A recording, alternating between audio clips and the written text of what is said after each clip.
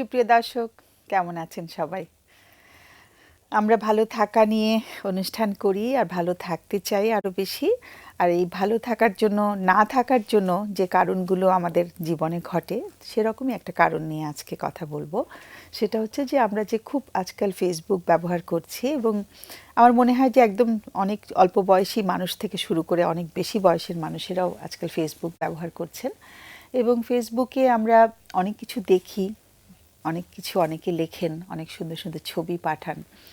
তো এই যে আমরা দেখছি প্রতিনিয়ত অনেকের কর্মকাণ্ড দেখছি, নিজেদেরটাও তুলে ধরছি, এতে করে কারো কারো আবেগের মধ্যে কিছু কিছু নেতিবাচক প্রভাব কি পড়ে, সেটা নিয়ে আমরা একটু আজকে আলোচনা করতে চাচ্ছি, দেখতে চাচ্ছি যে আসলে নেতিবাচক প্রভাব পড়ে কিনা, নাকি এটা পুরোটাই ইতিবাচক, এবং মানুষ কেনই বা এত অস্থির হয়ে যায় এগুলো জানাবার জন্য, যে আমরা কোথায় যাচ্ছি, কি করছি, সেটাই বা কেন ঘটে, এর পেছনে মনস্তাত্ত্বিক কারণগুলো কি।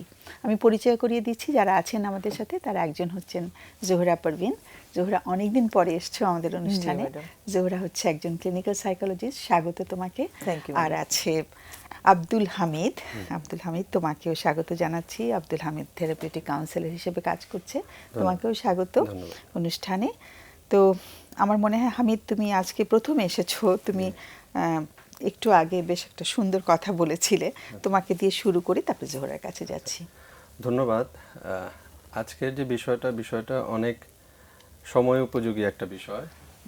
এই বিষয়টাতে এখন অনেকেই চিন্তিত, অনেকের এটার মাধ্যমে নতুন জগৎ দেখার একটা সুযোগ হচ্ছে। ফেসবুকটা বা সোশ্যাল মিডিয়াটা আমাদের জন্য অনেক বেশি পজিটিভ একটা বিষয়, কিন্তু তখনই এটা ভয়ের বিষয় বা চিন্তার বিষয় যখন আমরা এটাকে ব্যবহার কিভাবে করছি, এটাই বড় বিষয়, এটাই চিন্তার জায়গা। আমরা বলতে পারি যে এই বিল্ডিংটাতে, এই স্টুডিওটাতে পুরো ইলেকট্রনিক ডিভাইস দিয়ে ভরা।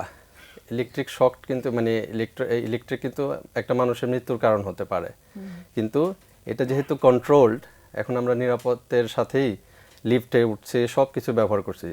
তো ফেসবুকটাও এরকম একটা জায়গা যে এটাকে যদি আন্ডার কন্ট্রোল, নিয়ন্ত্রণের মধ্যে ব্যবহার করা যায়, তাহলে এটা মানুষের জন্য একটা মাইন্ড ফলক হতে পারে, মানুষের নতুন জগতের। কারণ এই জিনিসগুলো থাকবে, এই সময়ের সাথে সাথে এই পরিবর্তনগুলো আসবে, এটা থাকবে, কিন্তু এটার সাথে কিভাবে কোপ করবে, নিজের নিরাপত্তাটাকে নিশ্চিত করে, মানুষ নিজের সুস্থতাটাকে নিশ্চিত করে কিভাবে এটার সাথে এগিয়ে যাবে, এটাই একটা গুরুত্বপূর্ণ বিষয়।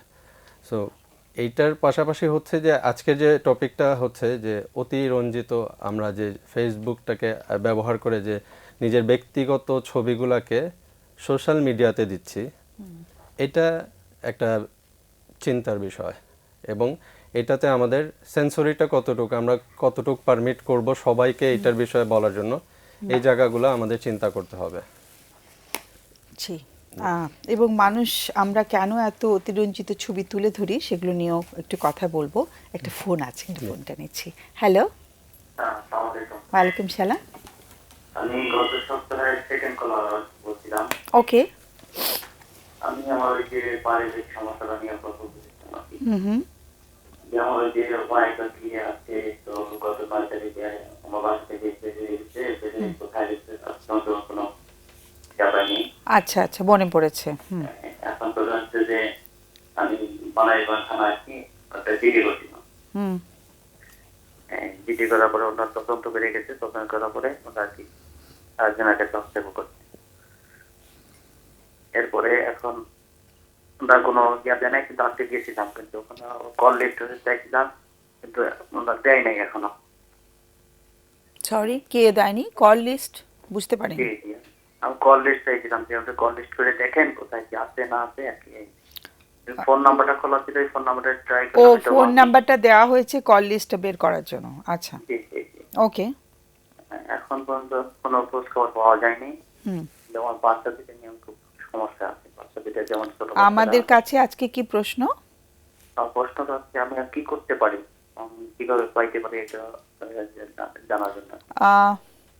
এটা তো স্ত্রী নিজে চলে গেছেন না, উনি একজন প্রাপ্তবয়স্ক মানুষ, এখন অপেক্ষা করা ছাড়া তো কিছু করার দেখছি না, তাই না? আমি কি করতে পারি? একটু এখন সহযোগিতা একটু করা অপেক্ষা যাবে? করতে হবে, খুব কষ্ট হচ্ছে বুঝতে পারছি, কিন্তু ধৈর্য ধরা ছাড়া তো কিছু করার নেই। সে তো ধরা দিচ্ছে না, তাই না? জি জি। হ্যাঁ এখন আমি বাসায় নিরুপায় হয়ে গেছি বাচ্চাদের নিয়ে। হ্যাঁ আর বাসায় তো নিরুপায় হয়ে গেছে বাচ্চাদের নিয়ে। বাচ্চারা, ছোট বাচ্চারা আমার ওই যে আজকে বাচ্চাদের মধ্যে খুব অসুস্থ, পায়খানা সব বন্ধ হয়ে গেছে আর কি। বুঝতে পারছি, কিন্তু এখানে আমাদের আমাদের তরফ থেকে বলার তো তেমন কিছু পাচ্ছি না। হ্যাঁ, একটু মনের কষ্টটা কমাবার জন্য কারো কাছে যাওয়া যেতে পারে, হেল্প নেবার জন্য। সেরকম হেল্প নেবার অনেক নাম্বার এখানে দেয়া হচ্ছে। কেমন? জি, এখন আমি আমাদের উপায় পাচ্ছি না কোথাও গেছি। আর কি করলে কি করতে পারি আপনাদের জন্য? সেটা আমরা তো এখান থেকে কিছু বলতে পারছি না। স্ত্রী তো চলে গেছেন, তাই না? উনি যে কোথায় গেছেন সেটা তো জানা যাচ্ছে না এখনো। না। হ্যাঁ, কল লিস্টটা পেলে হয়তো কিছুটা হদিস হতে পারে। অপেক্ষা করলে ভালো হয়, কেমন? ধৈর্য ধরলে। অনেক ধন্যবাদ ফোন করার জন্য। হ্যাঁ, জোহরা, আজকে বিষয়টার উপরে বল। ও আচ্ছা, ওইটা। আমি হামিদের একটা কথা আমি খুবই অ্যাগ্রি করি, যে কোনো কিছু কন্ট্রোল ভাবে ব্যবহার করলেই তো এটা খুব মানে উপকারী জিনিস। সায়েন্স যেমন, আচ্ছা এই জিনিসটা তো হামিদ বলেছে। আমার একটা জিনিস লাগে ম্যাডাম, যে এই যে যারা অতিরঞ্জিতভাবে ছবিটা যে তুলে ধরছে, তারা কেন তুলে ধরছে, আর যারা ডিপ্রেসড হচ্ছে তারা কেন ডিপ্রেসড হচ্ছে, মানে বিষণ্ণ হচ্ছে, ভেতরের প্রক্রিয়াটা কি? আমার কাছে একটা জিনিস লাগে ম্যাডাম, যে এই ফেসবুকটা যে জন্ম হলো বা এত মানে খুব জনপ্রিয় হয়ে গেল, এটার একটা কিন্তু যে মানুষ শেয়ার করতে খুব পছন্দ করে। মানুষ কিন্তু আসলেই শেয়ার করতে খুব পছন্দ সেটাই, করে। মানুষের একটা তাগিদ কাজ তাগিদ করে। থাকে ম্যাডাম। একটুখানি জি, থামাই জি, তোমাকে, আরেকটা অবশ্যই। ফোন কোনো আছে, অসুবিধা নেই, তারপরে জি। আমরা আবার পয়েন্টে জি, চলে ম্যাডাম। আসবো। হ্যালো, হ্যালো, আসসালামু আলাইকুম। ওয়ালাইকুম সালাম। ম্যাডাম, আপনাদের সবাইকে ধন্যবাদ এত সুন্দর একটা অনুষ্ঠান করার জন্য। থ্যাংক ইউ আমি সো মাচ। আজকে যে বিষয়টা আসলেই যুগ উপযোগী। আচ্ছা। কারণ আমি একজন কর্মজীবী মহিলা। কারণ আমি দেখি যে আমি যখন রিক্সা দিয়ে যাচ্ছি বা গাড়িতে যাচ্ছি, তখন দেখা যায় যে একজন পান বিক্রেতা বা একজন সবজি বিক্রেতা বা স্টুডেন্টরা বাসে সে উঠতে পারতেছে না, অথচ তার মোবাইলে সে চ্যাটিং করতেছে বিভিন্ন নানা রকম। ফেসবুকে আমি মনে করি সুবিধাও আছে, অসুবিধাও আছে। এমন আমি মাঝে মধ্যে নিজেও চেক করি, যে তখন দেখি যে ম্যাডাম এমন সব মানে মানে আনওয়ান্টেড জিনিস আছে যেগুলো বাচ্চাদের জন্য আসলে মানে এখানে কোনো একটা নাই যে মানে বাচ্চাদেরকে আমরা কিভাবে রক্ষা করব। কারণ এটা কিন্তু কোনো ফেসবুকে কিন্তু সোশ্যাল মিডিয়া, আমরা কোনোভাবে বাচ্চাকে নিয়ন্ত্রণ করতে পারতেছি না। অনেক সময় দেখা যায় আমি বাচ্চাকে মোবাইলটা দিলাম না, কিন্তু সে আবার বন্ধুদের সাথে যখন যাচ্ছে তখন কিন্তু সে ফেসবুকটা ইউজ করতেছে, বা একই জিনিস তারা আসলে খারাপ জিনিসটাই কিন্তু বাচ্চারা দেখে বেশি। তারা এটা নিয়ে গসিপ করে, বা কি হলো না হলো। আমার ছেলে মাত্র ক্লাস 9-এ উঠছে, তাকে আমি একদিন কোশ্চেন করলাম, তাকে সায়েন্সে দিয়েছি। সে আসার পরে সে জীববিজ্ঞানের যে চ্যাপ্টারটা ক্রোমোজোম চ্যাপ্টার, সে কিন্তু সেটা আগে উৎসাহ সহকারে পড়েছে ম্যাডাম। আমি তখন বললাম, তুমি বাবা এই চ্যাপ্টারটা কেন পড়লা? বলছে আম্মু বন্ধুরা সবাই মিলে পড়ছে। আমি তখন বললাম যে তোমরা যে ফেসবুক ইউজ করো, কেন করো? তোমরা ভালো দিকটা দেখো, ফেসবুকে কিন্তু অনেক ভালো জিনিস আছে, জ্ঞানী জিনিস আছে। কিন্তু ম্যাডাম ফেসবুকে যে সব মানে এখানে কোনো বাধা দেওয়ার কোনো সিস্টেম নাই, যে কোন জিনিসটা আসবে কোন জিনিসটা দেখবে না বাচ্চারা। একটা মানে থাকলে সেটা ভালো হতো সবার জন্য। এখন আমি আমার ছোট বাচ্চা, আমার 9-এর বাচ্চা, আমার বাচ্চা কিন্তু আমার সাথে খুবই অ্যাটাচ। এবং দেখা যায় যে আমি যখন এই যে 2 দিন ধরে আমি মোবাইল আর দিচ্ছি না তাকে, যে না তুমি কোনো মোবাইল ইউজ করতে পারবে না, সে আমার সাথে প্রথম দিন খুব খারাপ বিহেভ করছে। কিন্তু আবার হাত পা ধরে, আমার একটাই বাচ্চা, আবার দেখা যায় মায়ের ভালোবাসার কারণেও অনেক সময় তাকে আমি দিতে চাচ্ছি না, কিন্তু আবার দিতে হচ্ছে। মানে এই থেকে আমরা বাচ্চারা খুব অ্যাডামেন্ট হয়ে যায় যদি ফেসবুক না মানে মোবাইলটা না দিই তাকে ইউজ করতে। এই ক্ষেত্রে আমরা কি করতে পারি? কারণ আসলে এখানে তো আসলে মানে কি আমাদের করণীয়? বাবা মা আমরা সবাই এফেক্টেড, আসলে সবাই। এখন আমার মনে হয় কি এটা ফ্যামিলি থেকে সবাই নিয়ন্ত্রণ করা উচিত, বাবা মাকেও নিয়ন্ত্রিত হওয়া উচিত আসলে সবাই প্রত্যেকে। আপনি দেখবেন অফিসেও ফেসবুক চালাচ্ছে। একটু থামাচ্ছি, সরি, একটু লাইনে থাকতে হবে। কোনো প্রশ্ন আছে কি তোমাদের? আচ্ছা, আমার একটা প্রশ্ন আছে। ওনার এখানে করো। কয়জন সন্তান আপনার? আমার একটি সন্তান। একটি সন্তান। বয়স কত? ওর বয়স হলো 14 চলতেছে। আচ্ছা আচ্ছা।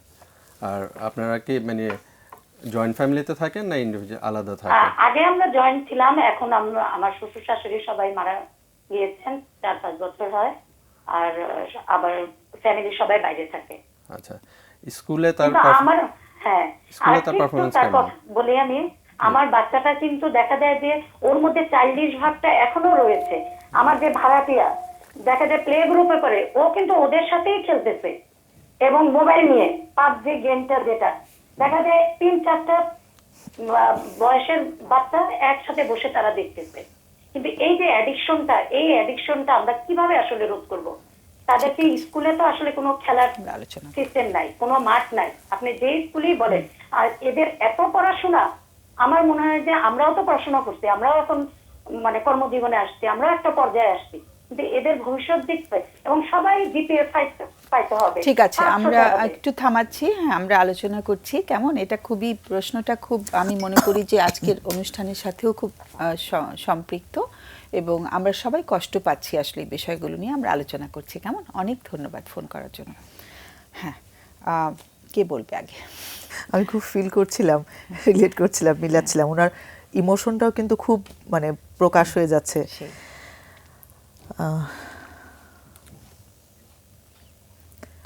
বলতে চাও? জি ম্যাডাম, যেটা আমি ভাবছিলাম ওই যে বাচ্চাটার কথা, বাচ্চাটা কিন্তু আমি যখন প্রশ্ন করে দেখি বাচ্চাটা একা, বাচ্চাটা কিন্তু পুরা ওর যদি জানা যেত যে তার বাবা যে লেডি যে ফোন করলেন উনার ভাই বোন কত ছিল বা উনার হাজবেন্ডের ভাই বোন কত ছিল, সেখানে কিন্তু একদম ভাই বোনের সংখ্যা ছিল, শেয়ারিং ছিল, খেলাধুলার ব্যবস্থা ছিল। কিন্তু এই বাচ্চাটার তো পুরাই ভিন্ন একটা। আর উনি যে চিত্রটা বললেন এটা কিন্তু একদম ঘরে ঘরেই এই চিত্রটা কিন্তু দেখা যাচ্ছে। তো একটা জিনিস আমরা দেখি ম্যাডাম, যে একটা বাচ্চা যখন একটা জিনিসের প্রতি খুব ঝুঁকে থাকে, ও কি পাচ্ছে ওখান থেকে, ও কিন্তু ওখান থেকে একটা কিছু পাচ্ছে। ও ওই যে শেয়ারিং যে করে ফেসবুকের মধ্যে, কিন্তু সবাই সবার যে জিনিসগুলো যে তুলে ধরছে, ওখান থেকে কিন্তু সে আনন্দ পাচ্ছে, যে আনন্দটা বাসায় অন্যখান থেকে পাচ্ছে না। যদি খোঁজ নেই তাহলে দেখা যাবে হয়তো এই বাবা মা সারাটা দিনে বাচ্চার পড়ার খবরটা নেওয়া ছাড়া বাচ্চার মনটার ভেতরের ওর ক্লোজ ফ্রেন্ড কে, ওর কি আজকে পছন্দ, আজকে দিনে তার কি ভাল লাগলো, সে স্কুলে কি পড়ার অংশটা ছাড়া, আমি জানি না উনি নেন কিনা, আমি দেখি আমার অভিজ্ঞতায় যে ম্যাক্সিমাম বাবা মাই কিন্তু ওটা নেয় না। তাহলে ও আনন্দটা পাবে কিভাবে এই ঘরটার মধ্যে? ওর তো আর কোনো সঙ্গী সাথীও নাই, মানে ওর দিকটাও তো দেখতে হবে এই জিনিসটা। আমি সেই এখন আসলে বাবা মারা খুব অসহায় হয়ে গেছেন, তাই না? আসলে পরিবেশে আমরা একটা অসহায় বড় করছি। আরেকটা যেটা উনি লাস্টে বললেন যে স্কুলের চাপটা, এই যে 5-এর পরীক্ষা, 8-এর পরীক্ষা, প্রচুর বই, নাম্বার অফ বুকস অনেক বেশি, বাচ্চারা কিন্তু হাঁপিয়ে উঠছে, তাই না? ওদের কোনো স্পেস নাই, ব্রিদিং স্পেস নাই মনে হচ্ছে আমার কাছে। আমি হাঁপায় উঠি ম্যাডাম, আমি যদি বাচ্চা দেখি, বাচ্চার সাইজের থেকে ব্যাগের সাইজ বড়। একদমই। আরেকটা বিষয় উনি যেটা মানে বললেন যে ক্লাস 9-এ পড়ে, এই বয়সে কিন্তু একটু মানে বিপরীত লিঙ্গের প্রতি বা সে যেই বিষয়গুলোতে আগ্রহ, এটা কিন্তু ন্যাচারাল একটা বিষয়। কিন্তু মা হচ্ছেন অনেক বেশি ফোকাসড হচ্ছেন যে এইগুলো হচ্ছে সব নিষিদ্ধ জিনিস, নিষিদ্ধ জিনিসেই তোমার এত আসক্তি কেন। সে আরেকটা জিনিস বললেন যে চাইল্ড লাইক বিহেভিয়ারটা তার বেশি। তার মানে চাইল্ড লাইক বিহেভিয়ারটা তার বেশি, তার মানে সে এখনো অ্যাডাল্টের যে অ্যাক্টিভিটিসের দিকে সে যায়নি, এখনো অ্যাডোলেসেন্ট। এবং তার চাইল্ড লাইক বিহেভিয়ার মানে বেশি মানে হচ্ছে তার মধ্যে এখনো একটা স্পন্টেনিয়াস ভাবটা, যে সে যা মনে করছে সেভাবেই করছে। তো সেখানে যে আর্টিফিশিয়াল জিনিস অনেক বেশি আছে তা কিন্তু না। কিন্তু আমরা যদি এইটাকে খুব ঘাবড়ে না গিয়ে, এটা এই জেনারেশনের সবারই একটা বড় চ্যালেঞ্জ, সেটাকে যদি একটু মেন্টাল হেলথ সাপোর্ট নেই, প্যারেন্টিংয়ের জায়গাগুলো আছে, যদি প্যারেন্টিংয়ের কোনো কোর্স করা যায়, বাবা মা বাচ্চাকে নিয়ে যদি এই জায়গাগুলো করেন, একটু গাইড করলে মনে হয় এটা সুন্দর একটা। আমার মনে হয় আরেকটা জিনিস আমি একটু অ্যাড করতে চাচ্ছি, যেটা ও বলছিল যে উৎসাহের জায়গাটা, আমাদের না মানে সেক্স এডুকেশনটা প্রপারলি স্কুল থেকে দেওয়া হচ্ছে না। তো যার জন্য বাচ্চাদের অনেক আগ্রহ, যে বিপরীত লিঙ্গের প্রতি আগ্রহটা শুরু হয় আরো পরে, 9-এ ওঠার আরো আগে, 9-এ ওঠার আগে থেকে শুরু হয়। ক্লাস 6-7 থেকেই কিন্তু একটু অ্যাডোলেসেন্স পিরিয়ডটা শুরু হয়ে যাচ্ছে। তো আমাদের যে সেক্স এডুকেশনটা নেই, আমি মনে করি যেহেতু স্কুল দিচ্ছে না, প্রোভাইড করছে না, বাবা মায়ের কিন্তু একটা দায়িত্ব রয়েছে যে বাচ্চাদেরকে খুব সুস্থভাবে এগুলোর সঙ্গে পরিচিত করা। যে রিপ্রোডাক্টিভ হেলথ, ওই যে ক্রোমোজোমের জায়গাগুলো ও জানতে চাচ্ছে, এটা বাবা মা যদি বলতে নাও পারেন, আমি যেটা বলি যে কিছু বইপত্র তাদেরকে দেওয়া যেতে পারে, কিছু হ্যান্ডআউটস দেওয়া যেতে পারে যে তোমরা এগুলো পড়ো, তুমি এগুলো পড়ো, এবং তারপরে আমরা খুব সুস্থভাবে এটা নিয়ে আলোচনা করব। তোমার কোনো কোয়েশ্চেন থাকলে করবে, আমরাও যদি কিছু মনে করি অ্যাড করা দরকার। বাচ্চাদের সাথে আসলে মানে আরো ইজি Open হয়ে হতে যাওয়া হবে উচিত আরো, এসব ব্যাপারে। আমার আরেকটু মনে হয় open। বাবা মা আরেকটু ইজি হতে পারেন। আর ফেসবুকের ব্যাপারটা আমার কাছে মনে হচ্ছে ফোন দেওয়া একদম ছিনিয়ে নেওয়াটা কিন্তু আরো ক্ষতিকর হয়। যে একটা সময় নির্ধারণ করে দেওয়া, একটু নেগোশিয়েট করা যে তুমি এতটুকু সময় পারবে, এবং এটা যেটা বলা হয় যে মনিটরিং থাকবে, বাবা মায়ের কিন্তু মনিটরিং থাকবে, মানে কোথায় যাচ্ছে, কোন সাইটগুলোতে ঢুকছে, সেই জায়গাগুলো মনে হয় একটু বাবা মায়ের খেয়াল করা দরকার আর কি। আমি একটা জিনিস একটু অ্যাড করতে পারবো মানে Sure. ও প্যারেন্টিংটা হচ্ছে সবচেয়ে গুরুত্বপূর্ণ যে জিনিসটা লাগে আমার কাছে। আমার একটা অভিজ্ঞতা আমি দেখেছি যে যেই বাচ্চারা চাইল্ডিশ বিহেভ করছে বা যা কিছুই, বাবা মার হয়তো ওই যে অতিরিক্ত ওভার প্রোটেকশনটা খুব থাকে, এটা অনেক বাবা মার মধ্যেই দেখা যায়। তার মানে ওই ঘুরে ফিরে আপনার ওই কথাটাই খুবই মানে অ্যাপ্রোপ্রিয়েট যে বাবা মার একটা মনিটরিং থাকতে হবে, মানে বাবা মাকেই কিন্তু প্যারেন্টিং এর জায়গাটা আরেকটু দক্ষতা, এটা এক কথায় আসলে দর্শক কতটুকু বুঝবে সেটা না, একটা প্রশ্ন যে প্যারেন্টিং কেমন হইতে হবে, আমার কাছে মনে হয় যে এটাই মানুষের কাছে হ্যাঁ, পরিষ্কার না। আমরা প্যারেন্টিং নিয়ে অনেকবার কথা বলেছি, তারপরে হ্যাঁ, আরো বলা তার- যেতে পারে। আরেকটা ফোন নিয়ে আমরা জি, ma'am। বিরতিতে চলে যাব, সময় হয়ে গেছে। হ্যালো, আসসালামু আলাইকুম। ওয়ালাইকুম সালাম, শুনছি আমি আমরা। আমি বলছি ময়মনসিং থেকে। আচ্ছা, ময়মনসিং থেকে শুনতে পাচ্ছি। আমার এক বড় ভাইয়ের মেয়ে, হ্যাঁ, হুম হুম, ও ক্লাস 9-এ পড়ে। আচ্ছা মানে ওর ছোট সময় যখন ওর বয়স 0 দিন, তখন থেকে ওর মার কি না থাকার মতোই। আচ্ছা, তো আমরা সবাই মিলে ওরে দেখাশোনা করে বড় করি। বড় করার পরে হুম। ওই এখন 9ম শ্রেণীতে পড়তো আর কি। হুম হুম, তো ওই দূর থেকে এক ছেলে ওরে রাস্তায় আর কি বিভিন্ন ধরনের ঝামেলা করতো। হুম তো আবার আমার বাড়িতে কেউ থাকতো না। হুম বাড়িতে না থাকার কারণে এই সমস্যাগুলো। হুম, তো এইসব সমস্যা না, বাড়িতে কেউ থাকে না বিধায় দেখা গেল যে বর্তমানে আবহাওয়ার দিক চিন্তা করে, ওর দিক চিন্তা করে আমরা অন্যথায় বিয়ে দিতেই। বিয়ে, হ্যাঁ হ্যাঁ। আচ্ছা, তো এরপরে বিয়ের পরে ভাবলাম যে যেহেতু ঝামেলাটা শেষ, এরপরে ওই ছেলে নিয়ে থেকে বিয়ে হয়ে গেছে। ওই ছেলে ওই তার হাজবেন্ডের বাড়ি গিয়া বিভিন্ন ধরনের কথাবার্তা বলে এখন তো হাজবেন্ড নেয় না। মানে ওই ছেলেটির সাথে বিয়ে হয়েছে যার সঙ্গে ওর সম্পর্ক না, না, চলছে? না, না, আমার অন্য হচ্ছে অন্য জায়গায়- একটি distant, ছেলের হ্যাঁ। সাথে, আচ্ছা। তখন সেই যার সঙ্গে বিয়ে হয়েছে সে তাকে নিচ্ছে না বাসায়? হ্যাঁ হ্যাঁ, এটা আমরা থানায় একটু কমপ্লেন করছি ছেলের নামে, হুম, যে এরকম ডিস্টার্ব করে ফোনে প্লাস যাইয়া ওইখানে। আমি ঠিক বুঝতে পারলাম না, কেন ওর বলছি- তো বিয়ে হয়ে গেল, আবার যে ছেলেটা আগে ডিস্টার্ব করছিল তার ব্যাপারে কমপ্লেন হয়েছে? সে গিয়ে হ্যাঁ, আবার হ্যাঁ, complain হাজবেন্ডকে গিয়ে আবার সে কি করেছে ওই ছেলেটা? ওই ছেলেটা আবার ওই তার হাজবেন্ডের কাছে বিভিন্ন ধরনের বাজে কথাবার্তা বলে। ওকে, আচ্ছা আচ্ছা আচ্ছা, সেই জন্য ওকে এখন তুলে নিচ্ছে না? না না না, আচ্ছা, ওকে, একটু কমপ্লিকেটেড হয়ে গেছে ব্যাপারটা। হুম, জি। ওকে, সো তো এখন কি করতে পারি? ওকে, একটু লাইনে থাকতে হবে। কোনো প্রশ্ন আছে তোমাদের? জোহরা? একটা প্রশ্ন আছে, সেটা হচ্ছে মানে মেয়েটাকে যে বিয়ে দিয়েছেন সেখানে কি তার মত ছিল না তাকে জোর করে বিয়ে দিয়েছেন? হ্যাঁ হ্যাঁ, তার মত ছিল। আচ্ছা, আর ওই ছেলেটার সাথে কি তার কোনো মানে আন্তরিক সম্পর্ক ছিল কিনা বা মন পছন্দ করতে এরকম কোনো বিষয় ছিল কিনা? আসলে একটা উঠতি বয়সের থাকতেও পারে, কিন্তু এক সময় আমরা তার বোঝানোর পরে সে তার দিকে ফিরে আসে। ও আচ্ছা, তো ফিরে আসার পরে তার পছন্দই আর কি, আচ্ছা ছেলে দেখে তার পছন্দ হয়, ছেলেরও তার পছন্দ হয়। আচ্ছা, আরেকটা বিষয় বলেছিলেন যে মা না থাকার মতোই, এটা যদি আরেকটু ক্লিয়ার করতেন যে মা কি? মানে ওই মা ডিভোর্স হয়ে যা। আচ্ছা আচ্ছা আচ্ছা আচ্ছা, মার সাথে কি ওর কোনো আর যোগাযোগ হয়নি পরে? না না, যোগাযোগ নাই। আচ্ছা, তার বাবা আবার দ্বিতীয় বিয়ে করে। ওকে। আর সেই তো মাকে, সেই দাদা মাকে, দাদি প্লাস আমাদের ওইখানে বড় হয়। হ্যাঁ, সেই মার সঙ্গেও থাকে না? না না দ্বিতীয় বিয়ে যে করেছেন বাবা তার সঙ্গেও থাকে না? না না। আচ্ছা, ওকে। হাজবেন্ড কি করে? হাজবেন্ড একটা বেসরকারি কম্পিউটারে কাজ করে আর কি। ওকে, ছেলেটির সাথে কথা বলা হয়েছে যার সঙ্গে বিয়ে দেওয়া হয়েছে, ওর সঙ্গে আলোচনা হয়েছে কোনো? আলোচনা মোটামুটি হয়েছে, কিন্তু ছেলে বলে যে এরকম কথাবার্তা এরকম শুনতেছি, এখন তা কি করব, এই সব বাজে কথাবার্তা এখন আর কি। কনফিউজড তো ওই হয়ে আছে ছেলে সে। আর কি যত রকম জঘন্য কথাবার্তা আছে সবকিছু আর কি ওর কানে দিচ্ছে। সেই বুঝতে পারছি, মানে খুবই বিপজ্জনক একটা আরেকটা অবস্থা। বিষয় আমি তো সবচেয়ে কষ্টের কথা হলো, একটু থামাচ্ছি, কোনো একটু আচ্ছা, প্রশ্ন আছে? আরেকটা হচ্ছে যে তার মা কি নিজে ছেড়ে চলে গিয়েছেন নাকি তার বাবা তাকে ওনাকে ইয়া করে দিয়েছেন, ডিভোর্স দিয়েছেন? ওটা পারিবারিক ভাবে দুনো ফ্যামিলি মিলেই হয়েছে। আচ্ছা আচ্ছা আচ্ছা, ঠিক আছে, ঠিক আছে। ওকে, আর কিছু তো জানা নেই না? নাই নি পরে। ওকে, অনবরত এখনো আর কি সমস্যা করে যাচ্ছে ছেলেটা। সেই ম্যাডাম একটা প্রশ্ন করি। প্রশ্ন তাড়াতাড়ি।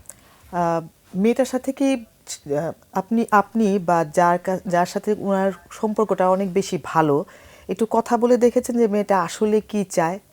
মানে এই হাজবেন্ডের কাছে কি যেতে চায়, নাকি ওই যে ছেলেটার সাথে ইয়ে ছিল তার সাথেই ও চায়? মানে ও আসলে কি চায়, এটা কি কখনো জানা গেছে বা জানা না, যায়? ও যে হাজবেন্ড যেখানে বিয়ে দেওয়া হয়েছে এখানে চাই বিদায়ী কিন্তু বিয়েটা হয়েছে। তো এখন তো ওই ছেলের কথা শুনতেই পারে না। অনেক অনেক ধন্যবাদ ফোন করার জন্য। আমাদের বিরতির সময় হয়ে গেছে, আমরা বিরতি থেকে ঘুরে এসে তারপরে প্রশ্নটা জবাব তো না, আমরা আলোচনা করতে পারবো এই বিষয়টি নিয়ে। অনেক ধন্যবাদ। আমরা ব্রেক থেকে ঘুরে আসি, ব্রেকে যাচ্ছি। সুপ্রিয় দর্শক, আমরা বিরতিতে চলে যাচ্ছি, ঘুরে আসছি কিছুক্ষণের মধ্যে, থাকবেন আমাদের সাথে।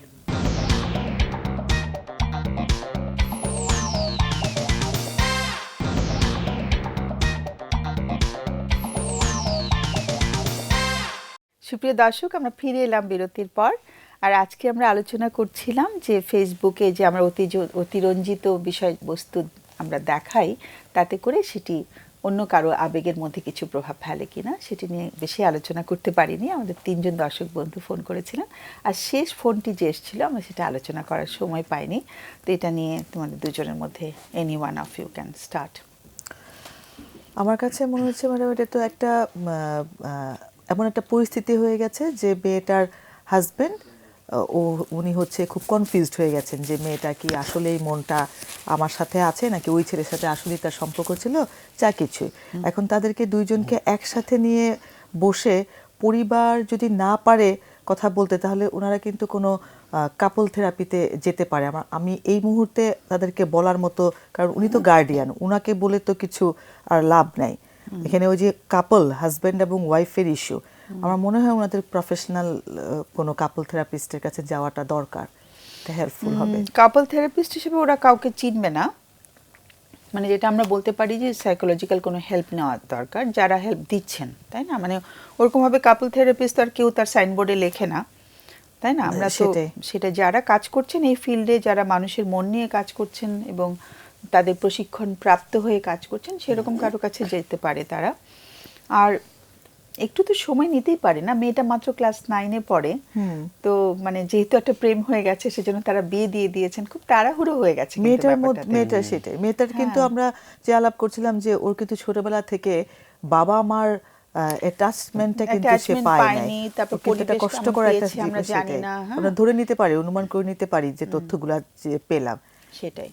তো সেই জন্য মানে বাচ্চাটাকেও আমি বলবো ওকে বাচ্চাই, কারণ ও আসলে বিয়ের বয়সও হয়নি, যেটা হামিদ বিরতির সময় বাল্যবিবাহর কথা বলছিল, বাল্যবিবাহ হয়েছে ওর। তো ওকেও একটু পড়াশোনা করার সুযোগ দেওয়া, ওকে আর একটু ম্যাচিওর হতে সুযোগ দেওয়া, সো দ্যাট মানে এক্ষুনি বিয়ে হয়েছে বলে এখনই স্বামীর ঘর করতে হবে, মানে যেহেতু একটা ঘটনা ঘটে গেছে, মানে আর ওই ছেলেটি এমন করে মানে কলুষিত করে দিয়েছে অন্য ছেলেটি, ওর এখনকার হাজব্যান্ডের মনটা, একটু বোধহয় থিতু হওয়া দরকার আমার কাছে মনে হয়। তাড়াহুড়ো করলে এটা মানে ওর গেলেও, যা ওকে নিয়ে গেলেও ওরা কেমন থাকবে আমরা জানি না, কিন্তু কারণ এটা কিন্তু বারবার উঠে আসবে ব্যাপারটা। ছেলেটির কত বয়স বোধহয় আমরা জিজ্ঞেস করিনি, তাই না? হাজব্যান্ড, হ্যাঁ, হাজবেন্ড এটা না, জিজ্ঞেস করা হয়। ছেলেটির যদি একটু পরিণত বয়স থাকে, মেয়েটি যদি অপরিণত বয়স থাকে, তখন সেখানেও অ্যাডজাস্টমেন্টের অনেক বোঝাপড়ার ঝামেলা তো একটা হয়, হ্যাঁ। গ্যাপ থেকেই আর যায়। ছেলেটির মনে যেহেতু কিছু বিষ ঢুকিয়ে দেওয়া হয়েছে, ও কিন্তু মাঝে মাঝে আমরা শুনি যে বারবার ওই প্রসঙ্গগুলো নিয়ে আসে যে তুমি তো এটা করেছো। তাতে করে এই ছোট্ট মেয়েটির মনে কিন্তু আরো দাগ কাটবে, তাই না? দুর্বিষহ হয়ে যাবে জীবনটা, হ্যাঁ। যদি বোঝাপড়াটা ঠিক মতো করে হয়ে সেটাই। তারপরে যায় তাহলে একটা কথা। মানে আমরা না একটু এই বয়সে একটু বিপরীত লিঙ্গের প্রতি একটু সম্পর্কিত হয়ে গেলে আমরা তড়িঘড়ি করে বিয়ে দেওয়ার যে চেষ্টা করি, আমি কিন্তু এটা একেবারেই মনে করি না এটা ভালো খুবই একটা আমি খুবই সিদ্ধান্ত বিপক্ষে আর কি। এটা। তারা মনে করে গার্ডিয়ানরা ধরে নেয় যে এটা একটা সমাধান, কিন্তু হ্যাঁ, এটা যে একটা বাট এটা আরো একটা দুটো মানুষের জীবন নষ্ট হচ্ছে, তাই না? যে ছেলেটি এটা করছে তার জীবন কি হবে আমরা জানি না, বাট এই দুটো মানুষের লাইফ কিন্তু একটা জটিলতার মধ্যে পড়ে গেল। আরেকটা বিষয় আমার কাছে মনে হচ্ছে যে সেই ছেলেটার সাথে ওই মেয়েটার কোনো কমিটমেন্ট ছিল কিনা। আমরা যদি ওই ছেলেটার দিকে তাকাই, দুই দিক দেখা হচ্ছে যে সে ডিস্টার্ব করছে, এই করছে, সেই করছে, কিন্তু সেই ছেলেটার সাথে কোনো কমিটমেন্ট মেয়েটার ছিল কিনা বা কোনো যোগাযোগ আছে কিনা, যেটার কারণে সে যাচ্ছে কিনা, এইটাও একটা বিষয়। আর যদি একান্তই ঝামেলা করে, এখানে আইনগত অনেক বিষয় আছে, সেটারও একটা, ওনারা হয়তো জিডি করেছেন বলেছেন, কিন্তু সেটারও একটু নেওয়া দরকার কাউন্সিলিংয়ের পাশাপাশি নিজেদের সেফ অ্যান্ড সেফটির জন্য। কারণ কম বয়সের মেয়ে, সে একেই ছোট থেকেই তার মাকে পাচ্ছে না, এত স্ট্রেস নিতে নিতে হয়তোবা অন্য পথ অনেক সময় বেছে নেয় এই বয়সের মেয়েরা, বা তো সেই জায়গাগুলোও লক্ষ্য করা দরকার। সেটাই, মানে আমি মানে সার্বিকভাবে বলবো যে তড়িঘড়ি করে বিয়ে দেওয়াটা, মানে এই বিষয়ে যখন একটা মেয়ে বা একটা ছেলে অল্প বয়সে সম্পর্কে জড়ায়, তখন ওদের নিয়ে আসলে অভিভাবকদের বসা দরকার। যদি যেহেতু ওর সরাসরি অভিভাবক নেই, জানি না বাবা মা দুজনেই উপস্থিত থাকলে বা তারা তার জীবনে থাকলে তাদের রোলটা ভিন্ন হতে পারতো কিনা, এখন ওকে একটা বোঝা হয়ে গেছে কিনা অন্যদের ওপরে, তাড়াতাড়ি করে বিদায় দেওয়ার চেষ্টা হয়েছে কিনা, অনেক বিষয় মাথায় আসছে কিন্তু আমার আর কি। মেয়েটার মনটার দিকে কিন্তু ম্যাডাম দেখা হয় নাই হ্যাঁ, এখানে, কিন্তু যে আপনি যেভাবে করে বলছেন আমার কাছেও তাই মনে হচ্ছে। মেয়েটার মনটার দিকে কিন্তু আর দেখা হলো না। এক্স্যাক্টলি। ম্যাডাম, আমি একটা জিনিস একটু অ্যাড করতে চাই যে সম্প্রতি একটা নতুন ট্রেনিং চিকিৎসা মনোবিজ্ঞানীরা পেয়েছে, কাপল থেরাপি, খুব নতুন ধরন। তা আমি মেয়েটার কথা ভাবছিলাম, তার এবং তার হাজবেন্ডের এটা খুবই খুবই হেল্পফুল একটা প্রক্রিয়া। তো এটা যদি ওনারা নিতে পারতেন খুব ভালো হতো। আচ্ছা, সেটা কোথায় খোঁজ নিতে হবে তুমি এখানে বলে দিও, তাহলে নাম্বারটা দিয়ে দিলে ওরা নাম্বারটা স্ক্রিনে পরে দিয়ে দিতে পারবে। কেমন? আমি একটা ফোন জি, নিচ্ছি। ম্যাডাম। হ্যালো, হ্যাঁ, আদাব আদাব। আদাব ম্যাডাম। আদাব। হ্যাঁ, আমি অনেক আপনাকে দেখি, অনেক ভালো লাগে, কিন্তু নিজের সমস্যাটা আমি বলতে পারি না, কিন্তু আজকে সুযোগ পেলাম। যাই হোক, আমরা শুনছি আমার সবাই। এখন মূল সমস্যা, আমার মূল সমস্যা এখন আমার মেয়ে আমার সাথে কোনো কথা বলে না। মেয়ে এলো মাস্টার্স পরীক্ষা দিল, আচ্ছা, আমার সাথে কোনো কথাও বলে না, তারপরে ভালো মন্দ কোনো শেয়ারও করে না। কি আবার মাস্টার্স পরীক্ষা? মানে মানে কি খাবে তাও বলে না। কিন্তু আমি যদি নিজের পছন্দ রান্না করি তখন বলে যে এগুলো আমার একটাও খাবার না, এগুলো বলে। এখন এরকম সমস্যা বর্তমান। আর ওর বাবা যে আমার সাথে কোনো রকম ভালো মন্দ কথা শেয়ার করে না, তার মতো সে থাকে, আমার মতো আমি থাকি। এখন আমার ছেলে একটা কুয়েটে এবার চান্স পেলো, এখন ওকে নিয়ে যাব। আমার বুয়েটের খুব শখ ছিল, কিন্তু দুর্ভাগ্যক্রমে হয় নাই। এখন কুয়েটে নিয়ে যাচ্ছি 22 তারিখে। আমার স্বামী খুবই অসুস্থ। তা এখন যাই হোক, এখন আমার এই অবস্থা, এখন আমি কি করি? মেয়েটা কি এই প্রোগ্রামটা দেখে? না, ওরা কেউ দেখে না, আমি একাই দেখি। আচ্ছা। আমার খুব ভালো লাগে, আমার সমস্যাটা তুলে ধরতে চাচ্ছি, কিন্তু Okay. কোথাও সমাধানের কোনো পথ পাচ্ছি না। আচ্ছা, আর একটু শুনবো যে মানে মেয়েটার সঙ্গে এতটা দূরত্ব কেন সৃষ্টি হলো? মেয়ে আমার 5 পর্যন্ত খুবই ভালো মেয়ে ছিল। মা ছাড়া কোনো ভালো, মা ছাড়া সে কোনো কিছুই বুঝতো না। হ্যালো, হ্যাঁ হ্যাঁ বলছি, মা ছাড়া কোনো কথা সে বুঝতো না। কিন্তু 5-এ ওঠার পরের থেকেই একটা সমস্যা, আমার মনে মনে সন্দেহ হইছে। আমার তখন বড় বোনের জামাই মারা যায়। মারা গেলে আমি ওখানে ছিলাম আর কি কিছুদিন পাশে থাকার পরে, সে আমার পরের থেকেই আর কি আমার শাশুড়ি আমার সাথে আসতেন। সে থেকে আমি দেখতেছি মেয়েটা একটু একটু করে আমার কাছ থেকে সরে যাচ্ছে। এখন পুরোপুরি ঘটনাটা আমি বুঝতে পারিনি, কিন্তু অনুমান করতে পারতেছি যে আমার কাছ থেকে আমার মেয়েকে বিভিন্ন হাবিজাবি বলে সরাইয়া নিচ্ছে। তারপরেও আমি মেয়ের সাথে কোনো সময় বিরোধিতা করি না, ও যা বলে তা শুনি। আমার অনেক কষ্ট হয়, তারপরে ও যা বলে তাই শুনি। খাইতে বসলে যদি বলে আমার একটাও খাবার না, আমি মুখটা খাবো, তাই খাওয়ার থেকে উঠে যায় তৈরি করে দিই, তাও আমি কোনো কথা বলি না। এখন শেষ পরিণাম, এখন সে মাস্টার ফাইনাল পরীক্ষা দিচ্ছে, কিন্তু আমাদের মধ্যে কোনো সম্পর্ক ভালো নাই। আর স্বামী স্ত্রী সম্পর্কটাও ঠিক নেই না, শুনলাম, না? ভালো নাই, ভালো নাই। আচ্ছা, আচ্ছা, কিন্তু ওকে। আমি ওর ভালো বাবার করার সাথে জন্য- সম্পর্কটা কেমন? বাবার সাথে ওর বাবার সাথে সম্পর্ক এখন বলা যায় ভালো না। বাবাকে মেয়েটার? বুঝাই, হ্যাঁ ভালো না। মেয়ে বাবার সঙ্গেও কথা বলে না? না, বাবার সাথে কথা বলে না। আমি বাবাকে বুঝাই মেয়ে কোন মানে ওকে আদেশ উপদেশ না দিলে ও কিভাবে ভালো পথে যাবে, ওর সাথে তো কথা বলার না, না, দরকার। এত সরকার- আমরা আদেশ উপদেশের কথা কেন বলছি, মানে মানসিক যোগাযোগের জন্য তো মনটা বুঝতে হবে। বেশি উপদেশ দিলে তো আরো মানুষ সরে যায়, তাই না? ও তো এখন হ্যাঁ, বড় হয়ে হ্যাঁ। গেছে, তাই না? হ্যাঁ, তো হ্যাঁ। বাবার সাথে দূরত্বটা কেন হলো? মার সাথে দূরত্বের একটা কারণ আমরা শুনলাম, বাট হ্যাঁ। বাবার সাথে কেন? বাবার সঙ্গে কি প্রথম থেকেই ও দূরে দূরে থাকতো, নাকি বাবার সঙ্গে পরে দূরত্ব সৃষ্টি হয়েছে? ও, বাবার সাথে আগে ভালো ছিল। ও মানে 2 বছর ধরে বাবাও কথা বলে না মেয়ের সাথে, মেয়েও সেটা বাবার কি সাথে কারণ? কথা বলে কারণটা না। কি জানা গেছে? কারণটা মানে অনুমান করছি ওনার আবার একটু অন্যদিকে মন চলে গেছিল। সেই পর থেকেই মানে ও। মেয়েটা বাবাকে পছন্দ করতে পারে না। তারপরেও আমাকে উনি অত ভালোবাসে না, তারপরেও আমি চেষ্টা করি ভালো থাকার জন্য। আমি ওনাকে বুঝাই যে তুমি মেয়ের সাথে কথা বলো, বলো যে যা হবার হয়ে গেছে, আমরা যে কয়দিন বাঁচি আমরা সেই কয়দিন আমরা মিলেমিশে থাকি, ভালো থাকি, এগুলো ওকে বুঝাই। হ্যাঁ, তো মেয়েটা তো অনেক বাবাও- কষ্টে আছে না? মেয়েটার ভেতরে অনেক কষ্ট হ্যাঁ, হচ্ছে না? মেয়েটার অনেক কষ্ট। সেটাই। মেয়েটার কষ্ট আমার সাথে শেয়ার করে না, আবার আমার কষ্টগুলো ওর সাথে আমি শেয়ার করতে পারছি না। মানে আমাদের দুজনের দূরত্ব অনেক হয়ে গেছে। এখন আমি বুদ্ধি করে ওখানে বলি যে আমার বোন আছে, অন্যান্য বোন আছে, ভাগ্নি আছে, ওদের বাসায় বলি যে তোমরা নিয়ে যাও, ও কেন আমার সাথে এমন করে, তোমরা নিয়ে যাও। আবার বাইরে গেলে ঠিক ভালো, কলেজেও ভালো, সবখানে ভালো। কি খালি আমার পড়ছে? সাথে সম্পর্ক। কি পড়ছে এখন? মাস্টার। ফাইনাল Masters পরীক্ষা পরীক্ষা দিবে। ফুড এন্ড নিউট্রিশনে। ফুড অ্যান্ড নিউট্রিশনে। আর ও পড়াশোনা ভালো করছে? পড়াশোনা তো করেই না, সেই জন্য ভালো রেজাল্টও হয় না। ও আচ্ছা, খায়ও না, পড়েও না। এখন আমি কেমন করে ভালো আশা করি? ওকে। আমরা বুঝতে পারছি মেয়েটারও কষ্ট হচ্ছে, মায়ের তো কষ্ট হচ্ছে। একটু লাইনে থাকতে হবে। কোনো প্রশ্ন আছে কি?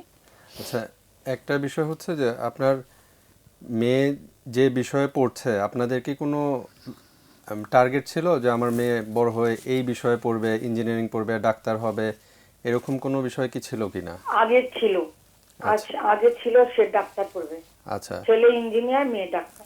আচ্ছা, আগে এরকম টার্গেট ছিল, কিন্তু ওই যে আমার সাথে সম্পর্ক আমার স্বামীর ভালো ছিল না। তো আচ্ছা, ওরা সবকিছু আমাকে ফাঁকি দিত, কোনো কিছু আমার সাথে শেয়ার করতো না। মানে মেয়ের লেখাপড়ার ব্যাপারেও আমি আমি আমি আগে চাকরি করছি, সংসারের সুখের জন্য চাকরিটা করতে চাইনি বলে ঝামেলা না করার জন্য আমি ছেড়ে দিই। তারপরে ওদের দুজনের ভালোর জন্য চাকরিটা করলাম না। এখন ওরা সব কিছুতেই আমাকে আড়াল করে, আড়াল করে করে রেজাল্ট ভালো হয়নি, ইন্টারমিডিয়েটে ভালো হয়নি। ছেলের সাথে সম্পর্ক কেমন? আমার সাথে ছেলের সম্পর্ক খুবই ভালো, মাটির সম্পর্ক। এটা নিয়ে কি মেয়েটার কোনো কষ্ট আছে? সেটা বোঝা যায় না। আচ্ছা, ওর যে ও বুঝতেছে, ও খালি বলে যে আমাকে অনেক ফাঁকি দিছ। ওর ব্যাপারে যদি খুলনায় এখন নিয়ে যাব, ও বলতেছে যে ওর ব্যাপারে কোনো বিষয়ে যদি তোমরা কৃপণতা দেখাও তাহলে এবার তোমাদের খবর আছে, এরকম বলে। আচ্ছা, আচ্ছা। কার ব্যাপারে একটু লাইনে থাকতে হবে। কোনো হ্যাঁ, লাস্টের কথাটা কি বললো ম্যাডাম? কার ব্যাপারে কি প্রণতা দেখালে? মানে ছেলের ব্যাপারে কোনো কৃপণতা দেখাবে না। মেয়েটি বললো আমাকে আমাকে অনেক ফাঁকি দিয়েছো তোমরা। কোনো প্রশ্ন আছে তোমার? আরেকটা বিষয় হচ্ছে ভাই বোনের মধ্যে রিলেশনটা কেমন? দুই ভাই ও বোনের খুবই ভালো, খুবই ভালো। ভাই বোনের মধ্যে সম্পর্ক ভালো, ছেলে মার সাথেও সম্পর্ক ভালো।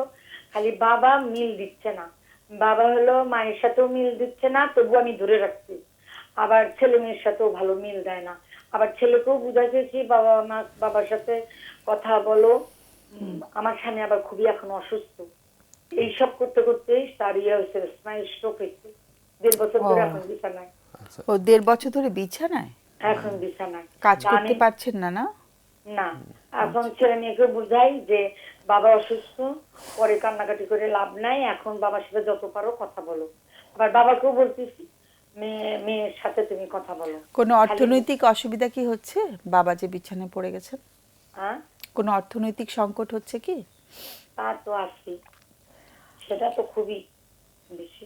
সেই আচ্ছা, আমি একটা প্রশ্ন করি ম্যাডাম। আমি আচ্ছা, এখন একা সবকিছু সামলাইতেছি। একটু থামাচ্ছি। আচ্ছা দর্শক, আপনি চাচ্ছেন আপনার মেয়েটার সাথে আপনার সম্পর্কটা ঠিক হোক, তাই না? হ্যাঁ, আপনি বলেছেন যে ও কিন্তু বাইরে ভালো, সবখানে ভালো, শুধু আপনার সাথে এবং আপনার হাজবেন্ডের সাথে, যেহেতু আপনি কথা বলছেন, আপনি আপনার মেয়েটার সাথে সম্পর্কটা যেন ভালো হয় সেটা চাচ্ছেন, তাই তো? হ্যাঁ। আপনি একটুখানি বলবেন যে আপনার মেয়েটা যখন এই যে কথা বলছে না বা আপনার সাথে সহযোগিতা করছে না, তখন বেশিরভাগ সময় আপনি কি করেন, মানে আপনি কিভাবে প্রতিক্রিয়া করেন, মানে আপনি কিভাবে তার সাথে আচরণ করেন? আমি চুপ থাকি, সব বিষয়ে চুপ থাকি। আমি বুঝতে পারছি যে আমার শ্বশুর বাড়ির লোকেরাই ওকে এরকম করছে, আচ্ছা সেজন্য আমি চুপ থাকি। ওর সাথে কোনো ঝগড়াঝাটি, কোনো কথা কাটাকাটি কিছুই করি না। আচ্ছা, এটা তো হচ্ছে কারণ যে আপনার শ্বশুরবাড়ির লোকেরা হয়তো ওনাকে উল্টা বুঝিয়ে এরকম করেছে, হ্যাঁ, কিন্তু হ্যাঁ। আপনি এখন বর্তমানে আপনি উনার সাথে কিভাবে আচরণ করেন? আপনি যদি সংক্ষেপে শুধু ইয়েগুলা বলেন। একটা আপনি বললেন যে আমি চুপ থাকি, মানে আপনি একদম ভালো মন্দ কিছুই বলেন না, তাই? না, যখন মেজাজ করে তখন কোনো কথা বলি না, অন্য ঘরে চলে যাই। মেজাজ করে আপনি কোনো কথা বলেন না, অন্য ঘরে চলে যান।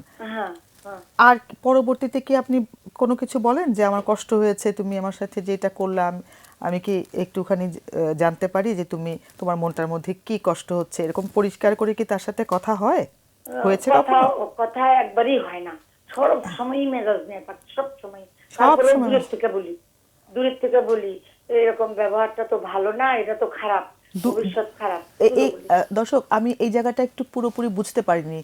দূরের থেকে বলি বলতে একটু আরেকটু বুঝিয়ে বলবেন কাইন্ডলি? দূরের থেকে মনে করেন যে ওর কাছে তো আমি যাইতেই পারি না, ও আমার চেহারা দেখতে পারে না, হুম।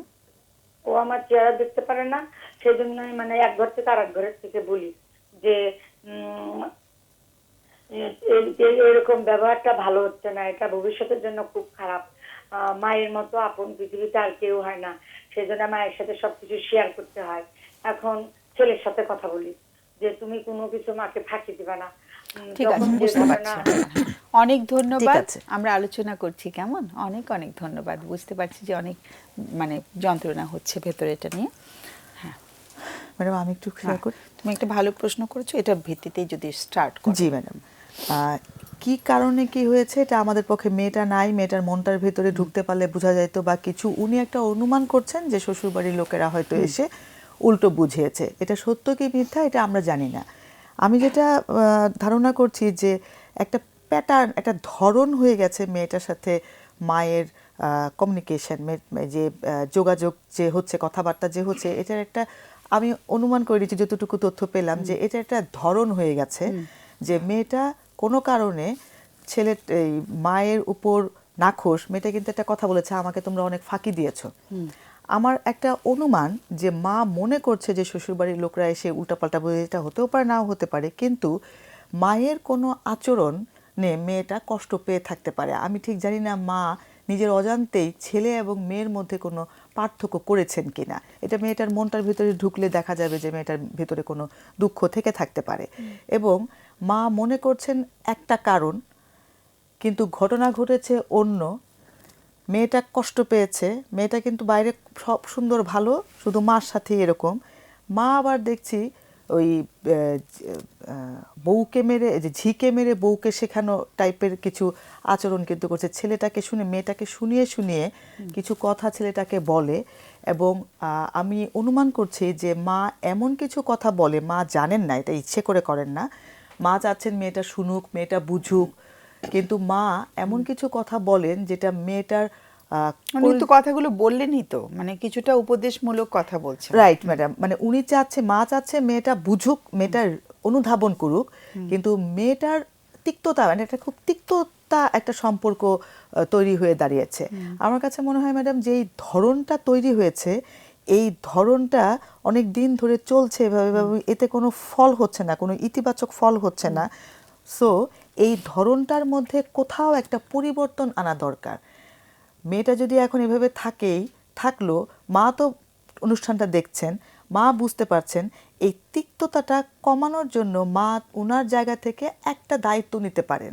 সেটা একটু টিপস দিয়ে দাও, কারণ উনি হয়তো বুঝতে পারছেন না হ্যাঁ, যে আমি দায়িত্বটা কি। ওটাই বলছি যে উনি যেভাবে করে কথা বলছেন, উনি উপদেশ দিচ্ছেন, দূর থেকে শোনাচ্ছেন, এইগুলা না করে উনি যদি পরিষ্কারভাবে যে মা তুমি কি আমার সাথে একটুখানি বলতে পারো তোমার মনটার মধ্যে অনেক, আমি হয়তো নিজে না বুঝে তোমাকে কোনো কষ্ট দিয়ে দিলাম কিনা, মানে একটু বা কথা কষ্ট বলা, দিয়েছি আগে, সেটা আমি বুঝে আমি হয়তো বুঝি দিইনি, নাই, তুমি বরং আমাকে একটু হেল্প করো একটু হেল্প, বুঝতে। এই একদম পরিষ্কার করে কথা বলা। মেয়েটা হয়তো প্রথম দিন হয়তো সহযোগিতা নাও করতে ঝামটা পারে, মেরে চলেও যাবে, সেটাকে but গ্রহণ মা করে সেটা নেওয়া, তারপরেও গিভ আপ, মানে মানে ছেড়ে জি, না দেওয়া আর কি। জি, এরকম করে মাটা চেষ্টা করতে পারেন। হয়তো একদম প্রথম দিনই হবে না, কিন্তু মেয়েটার ভেতর থাকবে যে মা তো মানে ও একটু আস্তে আস্তে করে একটুখানি কাছে আসবে, মেয়েটাকে একটু বোঝা যায়, এইভাবে উপদেশ দিয়ে এইভাবে দূর থেকে কথা মানে বলে এটা মেয়েটাকে ভবিষ্যতের জন্য খারাপ, এটা মার হ্যাঁ, চেয়ে বড় কেউ নাই, হ্যাঁ, ভালো কেউ নাই, কিন্তু এগুলো মেয়েটা বলে তো আসলে ওটাগুলো নিতে পারছে না না। এখন, ও বরং আরো বিরক্ত হচ্ছে হয়তো আর কি।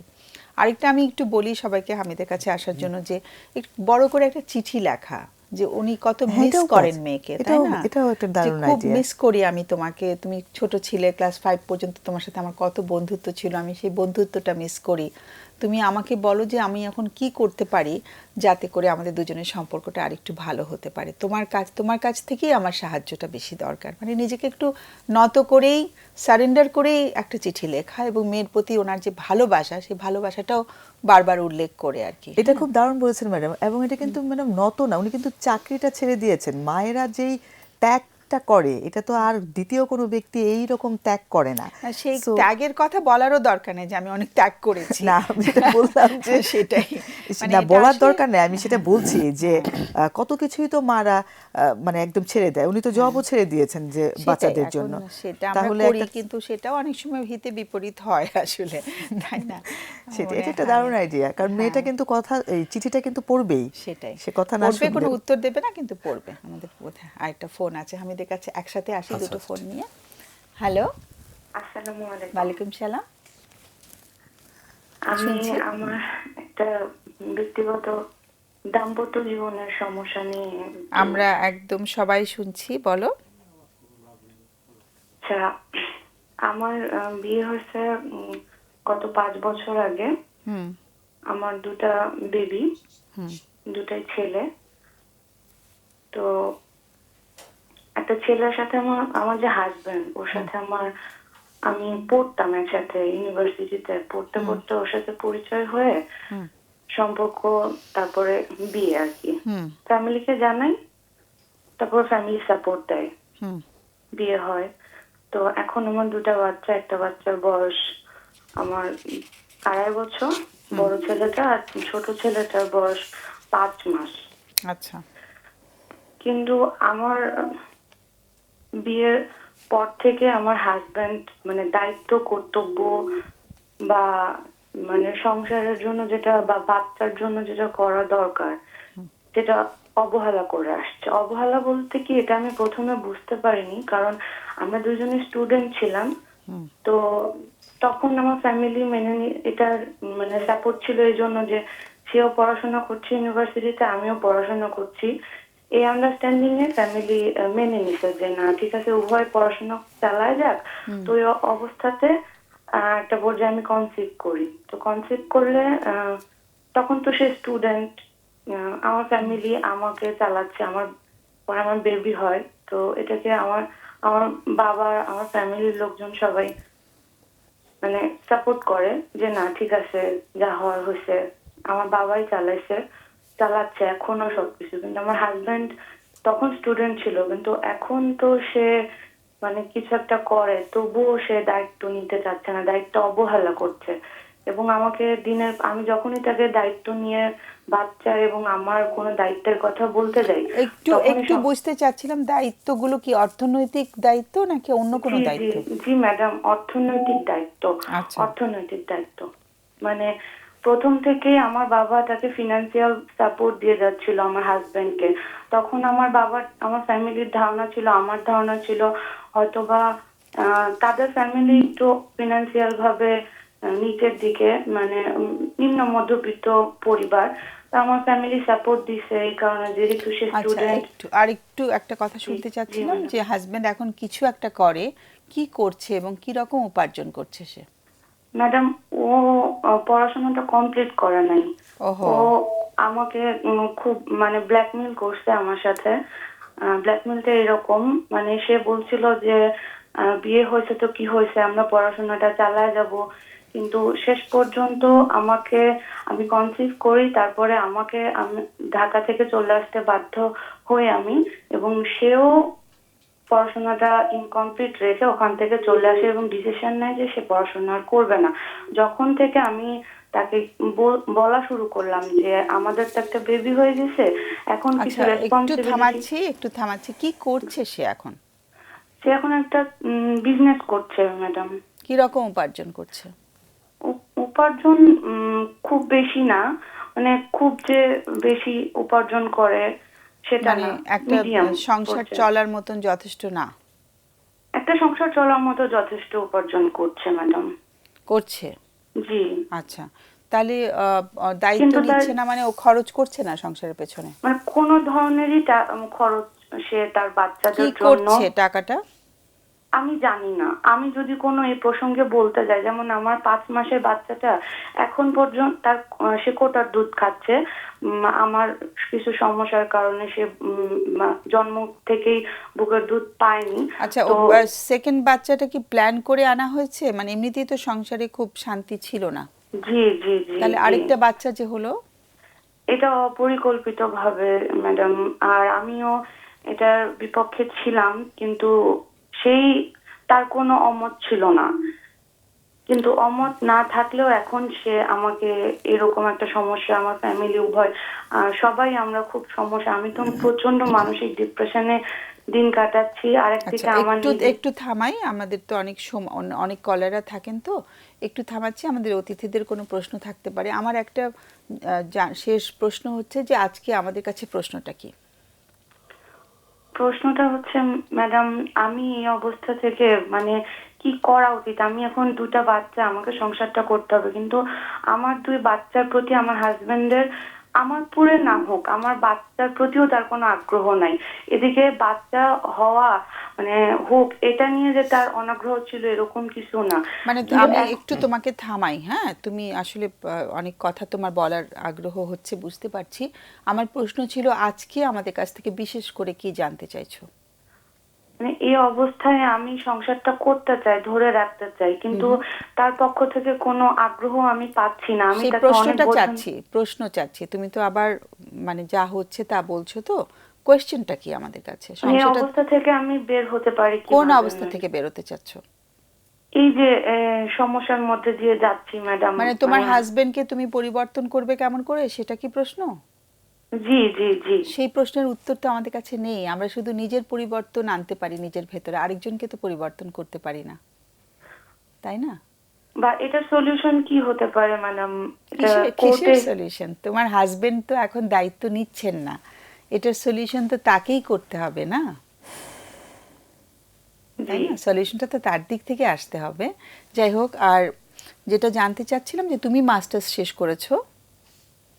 জি না ম্যাডাম, আমি তুমিও মাস্টার শেষ করনি? আচ্ছা, তোমরা পড়াশোনাটা কেউই শেষ করলে না, সংসার শুরু করে দিলে একেবারেই অপ্রস্তুত ভাবে, এবং তারই একটা ধারাবাহিকতার জের তোমাদেরকে বইতে হচ্ছে।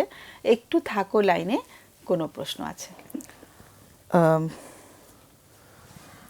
আপনি শুধু জাস্ট আমাদের যেহেতু সময়ের একটা বিষয় থাকে, শুধু হ্যাঁ মানে একদম সংক্ষেপে এক অক্ষরে যদি বলেন আপনার অনুমানের কথা, যে আপনার হাজবেন্ডের কি আপনার মনে হয় যে অন্য কারোর প্রতি আগ্রহ জন্মে? আপনি বলছিলেন আপনার প্রতি আগ্রহ নাই, বাচ্চার প্রতিও আগ্রহ নাই। আপনার কি মনে হয় উনি অন্য কারোর প্রতি আগ্রহ হয়ে গেছে? এটা আমার কোনো প্রমাণ নাই, কিন্তু আমার মনে হয় এরকম, কিন্তু আমার কাছে কোনো এরকম প্রমাণ নাই, এবং তাকে সরাসরি জিজ্ঞাসা করেও এটা সে কোনো পজিটিভ উত্তর দেয়নি। ইভেন আমি অনেককে দিয়েই অনেকভাবে এটা জানার চেষ্টা করছি, আমি কোনো পজিটিভ কিছু পাইনি, এটা সত্যি কথা। আচ্ছা,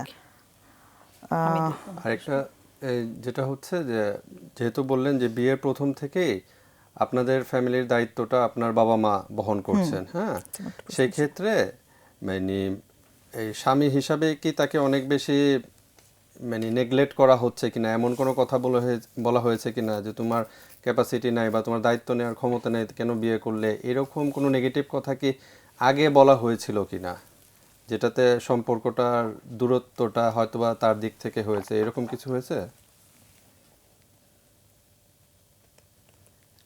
একাধারে আমার বাবা সব দায়িত্ব পালন করছে, তখন আমি বিরক্ত হয়ে তাকে অনেক নেগেটিভ কথা বলেছি।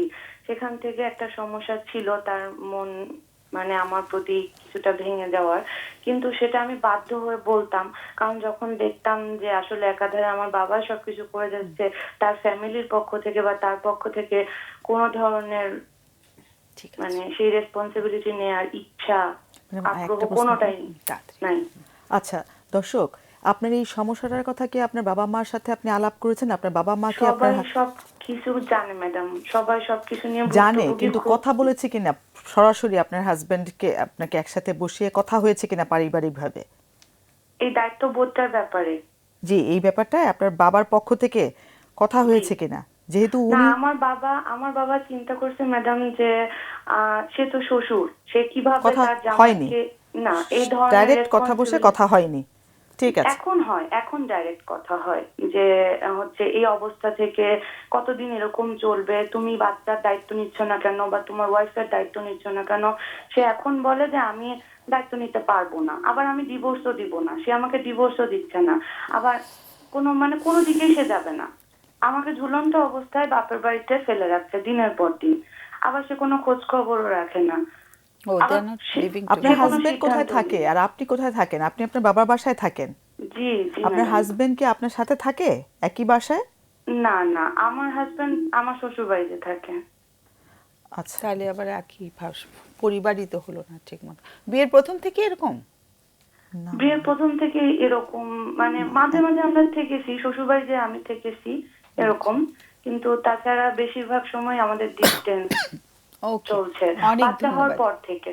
আচ্ছা, অনেক ধন্যবাদ ফোন করার জন্য। আমরা আলোচনা করছি কেমন, হ্যাঁ, মানে অনেক কষ্ট জমে গেছে ভেতরে, কথা বলার আগেও Complicated তো হয়ে অনেক গেছে feel situation। করছি। আমি একটু আগে বলো, আচ্ছা, এর আগের যে ইয়েটা ছিল সেখানে হ্যাঁ। একটু অ্যাড করতে চাই। এটা একটু বলে নাও, তারপরে আচ্ছা। আগেরটা বলো। আগেরটা তো একটু বলেছে। সেটা এইটাতে মনে হচ্ছে যে এক হচ্ছে স্টুডেন্ট লাইফে পছন্দ করে বিয়ে করা, যেটা অনেকটাই আবেগবশত বিষয়, মানে আবেগ তাড়িত হয়েই সবগুলা সিচুয়েশনগুলা তারা মোকাবেলা করেছে। এবং আরেকটা যেটা জিনিস উনি বলেছেন যে ওনাদের চাইতে ছেলেদের অর্থনৈতিক অবস্থাটা খারাপ, কম, এবং এই বিষয়গুলা নিয়ে একটা সময় উনি কথাও বলেছেন যে তুমি বিয়ে করেছো, দায়িত্ব নিতে চাচ্ছ না। এবং উনি এখানে শুধু ফিনান্সিয়াল দায়িত্বটাকেই অনেক বেশি, এই এতগুলো আলোচনার মধ্যে এই জায়গাটাকেই কিন্তু ফোকাস করেছেন। ওনার টার্গেট তার মানে হচ্ছে অর্থকেন্দ্রিক বিষয়টাই এখানে অনেক বেশি রিলেশনশিপটাকে আরও বেশি দূরত্ব তৈরি করেছে। এবং এমন হতে পারে যে ছেলেটা হয়তো বা এখন ইয়ে করছে আমি ছাড়বো না, এভাবেই রাখবো, দেখি কি হয়, এরকম ডিফেন্সিভ একটা, হয়ে গেছে হ্যাঁ, একটা। ডিফেন্সিভ মেকানিজম আসতে পারে, বা রিভেঞ্জ নেওয়ার একটা বিষয় আসতে পারে যে প্রথম এই স্টুডেন্ট থাকা অবস্থায় হয়তোবা সিচুয়েশনটাকে মেনে নিয়েছে, অনেক কথা শোনানো হয়েছে, সেই জায়গাগুলোই এখন হয়তোবা হতে পারে। তো আমার কাছে মনে হয় যে এগুলো বিষয় নিয়ে একটা কাউন্সিলর বা মেন্টাল হেলথ সাপোর্ট যারা দেয় তাদের কাছে আরো বিস্তারিতভাবে বসে একটা সিদ্ধান্ত নেওয়া যেতে পারে। ম্যাডাম, আমি একটু অ্যাড করতে চাই। মানে Sorry, আমার আপনি কাছে বলেন। লাগছে যে কোনো পরিবারই তো গঠন হলো না, তাই না? এটা কি ধরনের বিয়ে হলো, কি ধরনের, এদিকে সন্তান হচ্ছে কিন্তু একজনের পর সন্তান একজন, হয়ে তাই যাচ্ছে। না? এবং ওটাও তো প্ল্যানফুল না ম্যাডাম, হ্যাঁ। ওই যে ছোট বাচ্চাটা 5 মাসের বাচ্চাটা, ওটা তো অপরিকল্পিত। ম্যাডাম, আমি একটু অ্যাড করি আমাদের সাথে। প্রথমটাও কিন্তু বিয়ের পরপরই কনসিভ করলো, তখন কিন্তু কারোর মেনে কোনো নিয়েছে জব আর নাই, কি। কিছু নাই, সবই অপরিকল্পিত। মানে এখানে কোনো পরিকল্পনার ছোঁয়ায় ছিটে ফোটা ইমোশনটাই বেশি কাজ করছে। এখন বাস্তবতা এসে আমি একটুখানি অ্যাড করতে চাই ম্যাডাম এই জায়গাটায়। কি যেন একটা পয়েন্ট বলতাম, ও ছেলেটা স্টুডেন্ট রোলে যখন বিয়েটা হয়ে গেল, ও কিন্তু ওই যে হাজবেন্ড রোল, তারপরে বাচ্চা আসলো, বাবার রোল, ওই রোলেই উঠতে পারেনি এই ছেলেটা। এবং প্রথম থেকে কিন্তু শ্বশুর টাকা দিয়ে দিয়ে, মানে এরপর একটা অভ্যস্ততা চলে আসছে, পুরা নির্ভরশীল হচ্ছে শ্বশুরের উপর। ওই যে শ্বশুরের উপর নির্ভরশীল থাকা অবস্থায় যদি সম্ভব হতো, এটা তো এখন হয়ে গেছে যে বিষয়টা আমরা তো অভ্যস্ত না, যে কথা বলার সময় মেয়েটা বলছে আমি বাধ্য হয়ে বলতাম। মেয়েটা তার হতাশাটা ঝাড়তে হচ্ছে, রাগ হয়ে এমন কিছু কথা বলেছে যেটা হামিদের প্রশ্ন থেকে যে উঠে আসলো যে ওই ছেলেটার কিন্তু পুরুষত্বে ইগোতে কিন্তু আঘাত হয়েছে। এটা মেয়েটাও বলছিল যে আমি বাধ্য হয়ে বলতাম, তো ছেলেটা রোলেই উঠতে পারে নাই যে হাজবেন্ডের ভূমিকা কি, বাবা হলো, বাবার ভূমিকা কি, এদিক দিয়ে শ্বশুরের উপর নির্ভরশীলতা। আমার কাছে মনে হয় আমার কাছে মনে হয় ম্যাডাম যে এটা ওনাদের আর সংযোগটা তো সম্ভব না। পরিবার যদি একসাথে বসে এবং ওই যে মুরব্বীরা যে বলছে তুমি নিচ্ছ না কেন, এইভাবে না করে ওই মেয়ের বাবা যদি নিজেকে সরায় নেয়, সুন্দর করে বসে ইতিবাচক কথা বলে, কাউকে ব্লেম করলে কেউ আর পরিবর্তন হয় না। তুমি নিচ্ছ না কেন এভাবে করে বললে মানুষ পরিবর্তন হয় না। তুমি উনার দায়িত্বটা নিতে, উনাকে বোঝানোর চেষ্টা করা, এগুলো আসলে মানে আমার মনে হচ্ছে আমার মনে হয় যে আমি তো যে আমার কাপল থেরাপিতে কথা বলার ধরনটা খুব ইম্পর্টেন্ট। এটা আসলে না খুব সুন্দর করে মানে এটা প্লেস করাটা সবার পক্ষে সম্ভব হয় না, কারণ এটা অনেক স্কিল লাগে এটাতে। এবং আমি যত দেখি যে ফ্যামিলি বসেছে ততই কিন্তু তিক্ততা বেড়েছে, শেষ পর্যন্ত গিয়ে একটা ঝগড়ায় পরিণত হয় এবং ঝগড়াটা না গিয়ে পুরনো কথা টেনে আনা হয়, মানে সম্পর্কটা যেখানে ছিল তার থেকে আরো তিক্ততার দিকে তো চলে যায়। কারণ যেহেতু আমরা স্কিল কথা বলতে পারি না, যেভাবে বললে একটা মানুষের মনে আঘাত লাগবে না, কারণ ওই যেহেতু সে অনেক বেশি পরনির্ভরশীল হয়েছিল, বাবার তো একটা তিক্ততা তৈরি হয়েছে অলরেডি, ওটা কিন্তু উঠে আসাটা স্বাভাবিক। হ্যাঁ, তো আমি জানি না আসলে পরিবার ইন্টারভিন করে ম্যারেজের রিলেশনশিপগুলো কিন্তু পরিবারের দ্বারা আরো আমি দেখেছি কিছু কিছু পরিবারে কিন্তু একদমই আমি এগ্রি করি ম্যাডাম, আমি আমার অভিজ্ঞতায় দেখেছি। আবার কিছু কিছু পরিবার আছে যারা কিনা শিক্ষিত কিছু পরিবার আমি পেয়েছি যে যা হয়েছে হয়েছে, সেদিকে আর যাব না, এখন বলো কি করা যায়। মানে এইরকম একটা অ্যাপ্রোচ নিয়ে খুব ইতিবাচক একটা গঠনমূলক একটা অ্যাপ্রোচ যদি নিয়ে শুরু করা যায়, সেটা শুরুটা খুব সুন্দর হয়, কিন্তু দেখা যায় যে ওরাও আর কি তখন একজন আরেকজনকে দোষারোপ করতে শুরু করে, গোল ওরিয়েন্টেড হয় না, তৃতীয় পক্ষের ঢোকা ছাড়া আমার কাছে মনে হচ্ছে যে সেটা খুব নিউট্রাল কেউ হলে, কারণ বাবা মা তো আসলে খুব বায়াস থাকেন না, নিজের বাচ্চার প্রতি বায়াস থাকেন বলে ওইটা খুব মানে নিউট্রাল জায়গা থেকে নিরপেক্ষ একটা মানুষ দুইজনকে বসায় এখন তুমি কি করতে পারো, যেটা হামিদ বলছিল যে একটা প্রফেশনাল হেল্প ছাড়া আমি আসলে কিছু দেখতে পাচ্ছি না। আমিও সেটাও আর হামিদ যদি প্রথম ফোনটা এর আগের ফোনটার ব্যাপারে কিছু বলবে, মার সঙ্গে যে কথা বলছে না, এর আগের বিষয়টা যে মার সাথে মেয়ের সম্পর্কটা একদম খারাপ, সেক্ষেত্রে আমার কাছে যেটা মনে হচ্ছে যে মার মধ্যে একটা গোল ওরিয়েন্টেড মানুষ, উনি যেটা মনে হচ্ছে যে ছেলে বুয়েটে চান্স পায়নি, কুয়েটে চান্স পেয়েছে, এটা নিয়ে ওনার মনের অনেক ব্যথা আছে। এবং আগে একটা ছিল, ওনার আশা ছিল যে মেয়ে ডাক্তার হবে, ছেলে ইঞ্জিনিয়ার হবে। সো মেয়ে ডাক্তার হতে পারে নাই। এখন প্রথম দিকে অনেক বেশি হয়তোবা এরকম ডোন্টস, অনেক বেশি রুলস চাপিয়ে দেওয়ার একটা প্যাটার্ন হয়তো মার মধ্যে ওই ধরনের, এবং উনি এখনো ঝগড়া হলে পাশের রুমে গিয়ে কিন্তু বলেন। এখন হয়তো সরাসরি বলতে পারেন না, মেয়ে বড় হয়ে গেছে, পাশের রুমে গিয়ে কিন্তু উনি বলেন। তো উনি উনার প্যাটার্নেই আছেন এবং ওই প্যাটার্ন থেকেই উনি চাচ্ছেন যে মেয়েটা আবার আমার মনের মতো করে হয়ে যাক। তো এখানে আরেকটা বিষয় বললেন, মেয়ে বাইরে সবার সাথে ঠিক আছে। তো এই যে ইন্টারপার্সোনাল কমিউনিকেশনের মধ্যে একটা ঝামেলা, যেটা হয়তো অনেক আগে থেকেই হয়ে উঠেছে বা হয়ে আসছে, যেটাকে হয়তো ব্লেম করছি যে দাদি এরকম করে ফেলছে বা সেই। এখন কি করা উচিত? এখন সেটার জন্য হচ্ছে যে আমার মনে হয় যে মেয়েটা একটু স্পেস চাচ্ছে, যে এই সারাক্ষণ কিছু না কিছু বলতে হচ্ছে, এইটাকে বিরত দেওয়া দরকার। কিছু না বললে একটা সময় হয়তো যে অ্যাঙ্গার গুলা আছে এই জায়গাগুলো কমে যেতে পারে। অনবরত কিছু না কিছু বলে যাচ্ছে, ওই সময় কিন্তু ভালো কথাও আর ভালো লাগে না। এই স্পেসটা দিলে এবং পাশাপাশি যদি একটু প্রফেশনাল হেল্প নেওয়া হয়, কারণ এগুলো যখন প্রফেশনাল জায়গায় শেয়ার করার মতো অবস্থা হয়ে যায় তখন প্রফেশনাল হেল্পের প্রয়োজন পড়ে, তখন আর নিজেরা এটা ঠিক করা অনেক ক্ষেত্রেই যায় না।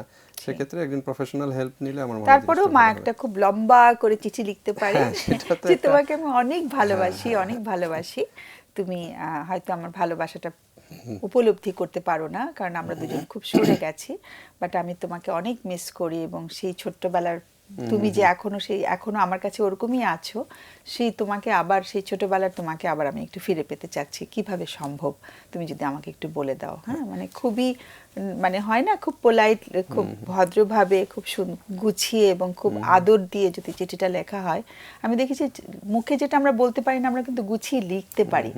হ্যাঁ, সেটা কিন্তু স্বামী স্ত্রীর সম্পর্ক বা যে কোনো সম্পর্ককে অনেকটাই কিন্তু একটা সুদিং এফেক্ট দিতে পারে আর কি। এবং ওই চিঠি আবার লেখার পর আবার এটা তারা করা যাবে কি না যে পড়েছো কি না, সেক্ষেত্রে না, হয়তো তাহলে তো আর হলো দুই না। দিকেই না। হতে পারে যে হ্যাঁ। মেয়েরও তো একটা অ্যাঙ্গার থাকতে পারে, আমি হ্যাঁ। একটা চিঠি লিখে তার চিঠির বক্সে দিয়ে দিলাম, তার কাছ থেকে একটা চিঠি আশা করতে পারি, তাহলেই কিন্তু মানে হ্যাঁ, এটা নন ভালো ভার্বাল point। কমিউনিকেশনে অনেক কিছুই হালকা হয়ে যেতে পারে। এটা পড়েছো কিনা জিজ্ঞেস করারও দরকার নেই, এটা হয়তো পড়বে, হয়তো ফেলে আমার রাখবে, কাছে হয়তো আশা করারই পড়বে। কিছু দরকার নেই যে হ্যাঁ। সেই বা কিছু চিঠিটা দিল, লিখে হ্যাঁ। একটা টেক্সট মোবাইলে দিয়ে দেওয়া যে তোমার জন্য আমি অনেক রাত জেগে একটা চিঠি লিখেছি, সময় হলে পড়ো। একটু সময় হলে পড়ো, আমি কিছু তোমার কাছ থেকে শুনতে চাই না, তুমি পড়ে তুমি কি ভাবছো সেটা আমি জানলে, মানে সেটা আমি হয়তো বুঝতেই পারবো তোমার কাছ থেকে। জি, একটা ফোন জি। আছে। হ্যালো, হ্যালো, হ্যাঁ শুনছি। আসসালামু আলাইকুম। ওয়ালাইকুম সালাম। আমি মাসুদ বলছিলাম ঢাকা থেকে। হ্যাঁ মাসুদ, শুনছি। আমার একটা ছেলে আছে, বয়স হচ্ছে 5 বছর 7 মাস। আচ্ছা তো ওর প্রবলেম হচ্ছে, কথাটা হচ্ছে ও কম বলে, আচ্ছা 30% মতো কথা বলে। আমাকে স্পষ্ট ডাকতে পারে, তারপরে টেলিফোনও মাঝে মাঝে কথা বলে, দাদা দাদু, তারপরে নানা নানু, মা বাবা এগুলো বলতে পারে, যত মজা, হ্যাঁ এগুলো বলে। বাট একটা সচরাচর কথা বলে আছে না, একটা নর্মাল যে বাচ্চাদের কথা বলে ওইরকম সে বলে না। আর হচ্ছে একটু উত্তেজিত করে মাঝে মাঝে। তো আমরা ওকে চাইল্ড নিউরো একজন ডাক্তার দেখাইছি। তো উনি কিছু চিকিৎসা দিচ্ছে, এগুলি এখন চলতেছে আর কি। কি চিকিৎসা দিয়েছেন? চিকিৎসা দিচ্ছে, খাওয়ার ট্যাবলেট দিচ্ছে, যেমন Q.25, Expolex 1, পার্কিনিল। সরি, এগুলো ওষুধ দিয়েছেন? ঔষধ পার্কিং মানে উনি কি মনোরোগ বিশেষজ্ঞ? উনি হচ্ছে নিউরো। কি ওষুধ? আচ্ছা, অনেকগুলো ওষুধ দিয়েছেন ওকে। জি, ওষুধের নাম যদি আমি বলি সেটা হচ্ছে পার্কিনিল, তারপরে Q., Expolex 1। My God, বাচ্চার বয়স 5 5 বছর বছর 7 7 মাস। মাস। 7 মাস। ওষুধগুলো পার্কিনিল কি এইগুলো? না আমি পার্কিনিল, বুঝতে পার্কিনিল অ্যান্টিসাইকোটিক দুইবার। দিয়েছেন, হ্যাঁ ঠিক আছে। আর যেটা বুঝতে মানে আমি বুঝতে কানে চেষ্টা ঠিক শুনলাম করছিলাম কিনা যে সেটাই বুঝাচ্ছি।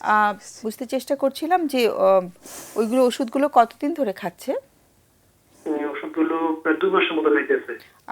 এমনি আর কোনো মনোবিজ্ঞানী দেখানো হয়নি, বা যারা বাচ্চাদের নিয়ে কাজ করেন, এই যে একটু স্পেশাল বাচ্চা যারা একটু, এরা বিশেষ চাহিদা সম্পন্ন শিশু যারা সময় মতো মানে ওই মানে যেটুকু করার কথা সেটা করতে পারে না, হ্যাঁ, তো এইটুকু এই 5 বছর 7 মাসে কিন্তু ওর সেন্টেন্স পুরো বলার কথা, হ্যাঁ, মনের ভাব প্রকাশ করার কথা। তো কি স্কুলে যাচ্ছে? স্কুলে আমরা এই যে গত কয়েকদিন যাবত একটা কিন্ডারগার্টেনে দিয়েছি আর কি। কি করে স্কুলে?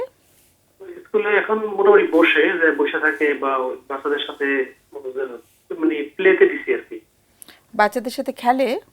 হ্যাঁ খেলে। আর কথা তো বলে না পুরোপুরি? পুরোপুরি কথা বলে না। ওর একটা ভাইও আছে, আমার ছোট, বয়স হচ্ছে 1.5 বছর। তো ওর সাথে মিশে ওর ছোট ভাই মানে মোটামুটি যে কথাটা বলার চেষ্টা করে, ও পাশাপাশি বলার চেষ্টা করে, এবং একটু ইমপ্রুভ। আচ্ছা ওকে। হ্যাঁ, তো আমরা অবশ্য এখন আবার এই যে একটা স্পেশাল কেয়ার স্কুল আছে মিরপুর 2 নম্বর আর কি, যে প্রতিবন্ধীদের, তো ওখানে আমি একটু যোগাযোগ করছি। ওনারা বললো যে 20 তারিখে কি অ্যাপয়েন্টমেন্ট দিচ্ছে আমাকে। তো কিন্তু ওর কোনো অ্যাসেসমেন্ট তো হয়নি, প্রপার অ্যাসেসমেন্ট, মানে মূল্যায়ন তো করা হলো না যে ও আসলে হয়েছেটা কি, তাই না? ওরে অবশ্য আমরা একবার ওই যে 14 নম্বর সিআরপি আছে, তো সিআরপিতে নিয়েছিলাম। তো ওরা বললো যে স্পিচ থেরাপি দেওয়ার জন্য।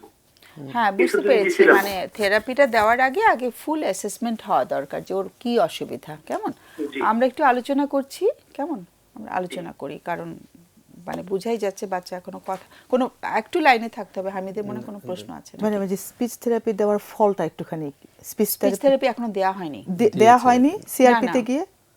স্পিচ থেরাপির কথা বলেছে, দেয়া হয়েছে কি? ও ইয়েতে নেই।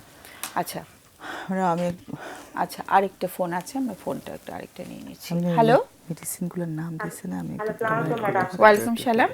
আমি একদম ম্যাডাম আমি তো পর্যাপ্ত পরিমাণ ব্যালেন্স নাই, কারণ আমি কখনো দেখিনি এই প্রোগ্রামটা, আজকে প্রথম দেখছি, এবং খুবই খুবই খুবই ভালো লাগছে।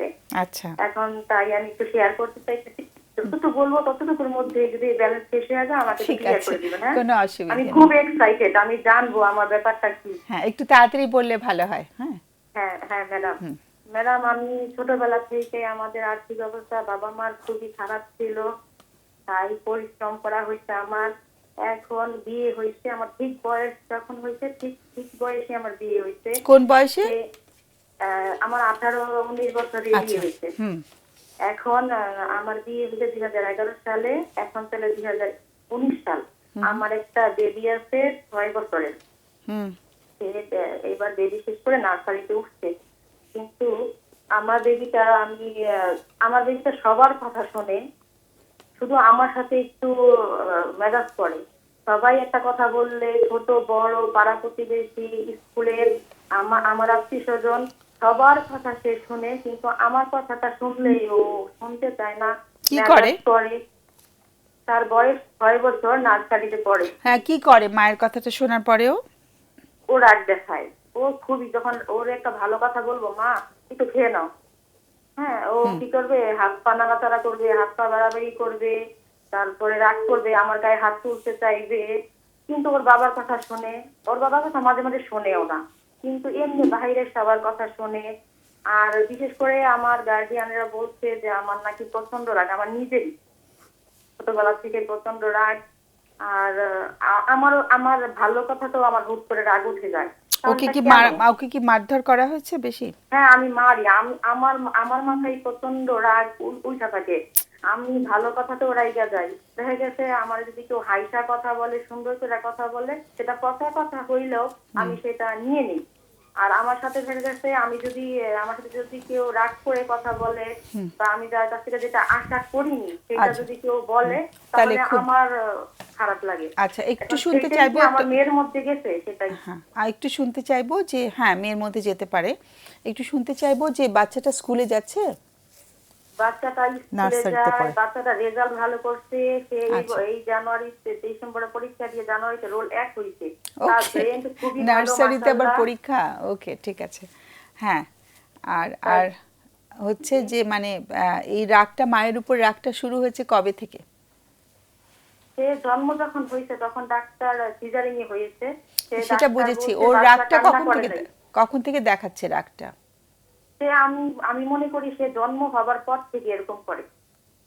জন্ম হওয়ার পর থেকে মায়ের উপরে রাগ? হ্যাঁ, ও ছোটবেলা থেকে কিছু খাইতে চাইতো না, ওরে চাইবা যেটা খাওয়াইতাম, সারাদিন চলে যেত ম্যাডাম। আচ্ছা। কিন্তু ও খাবেও না আর রাগ করবে, কিন্তু আমি বুঝতে পারি যে মা ও খায় নাই, ও পেটে ক্ষুধা। ঠিক আছে, আমাদের সময় একদম নেই আজকে, আরেকটা ফোনের জবাব দেওয়া হয়নি, তো একটু থামাচ্ছি। চট করে কোনো প্রশ্ন থাকলে করো। কোনো প্রশ্ন নেই। অনেক ধন্যবাদ। আমরা আলোচনা করছি, কেমন?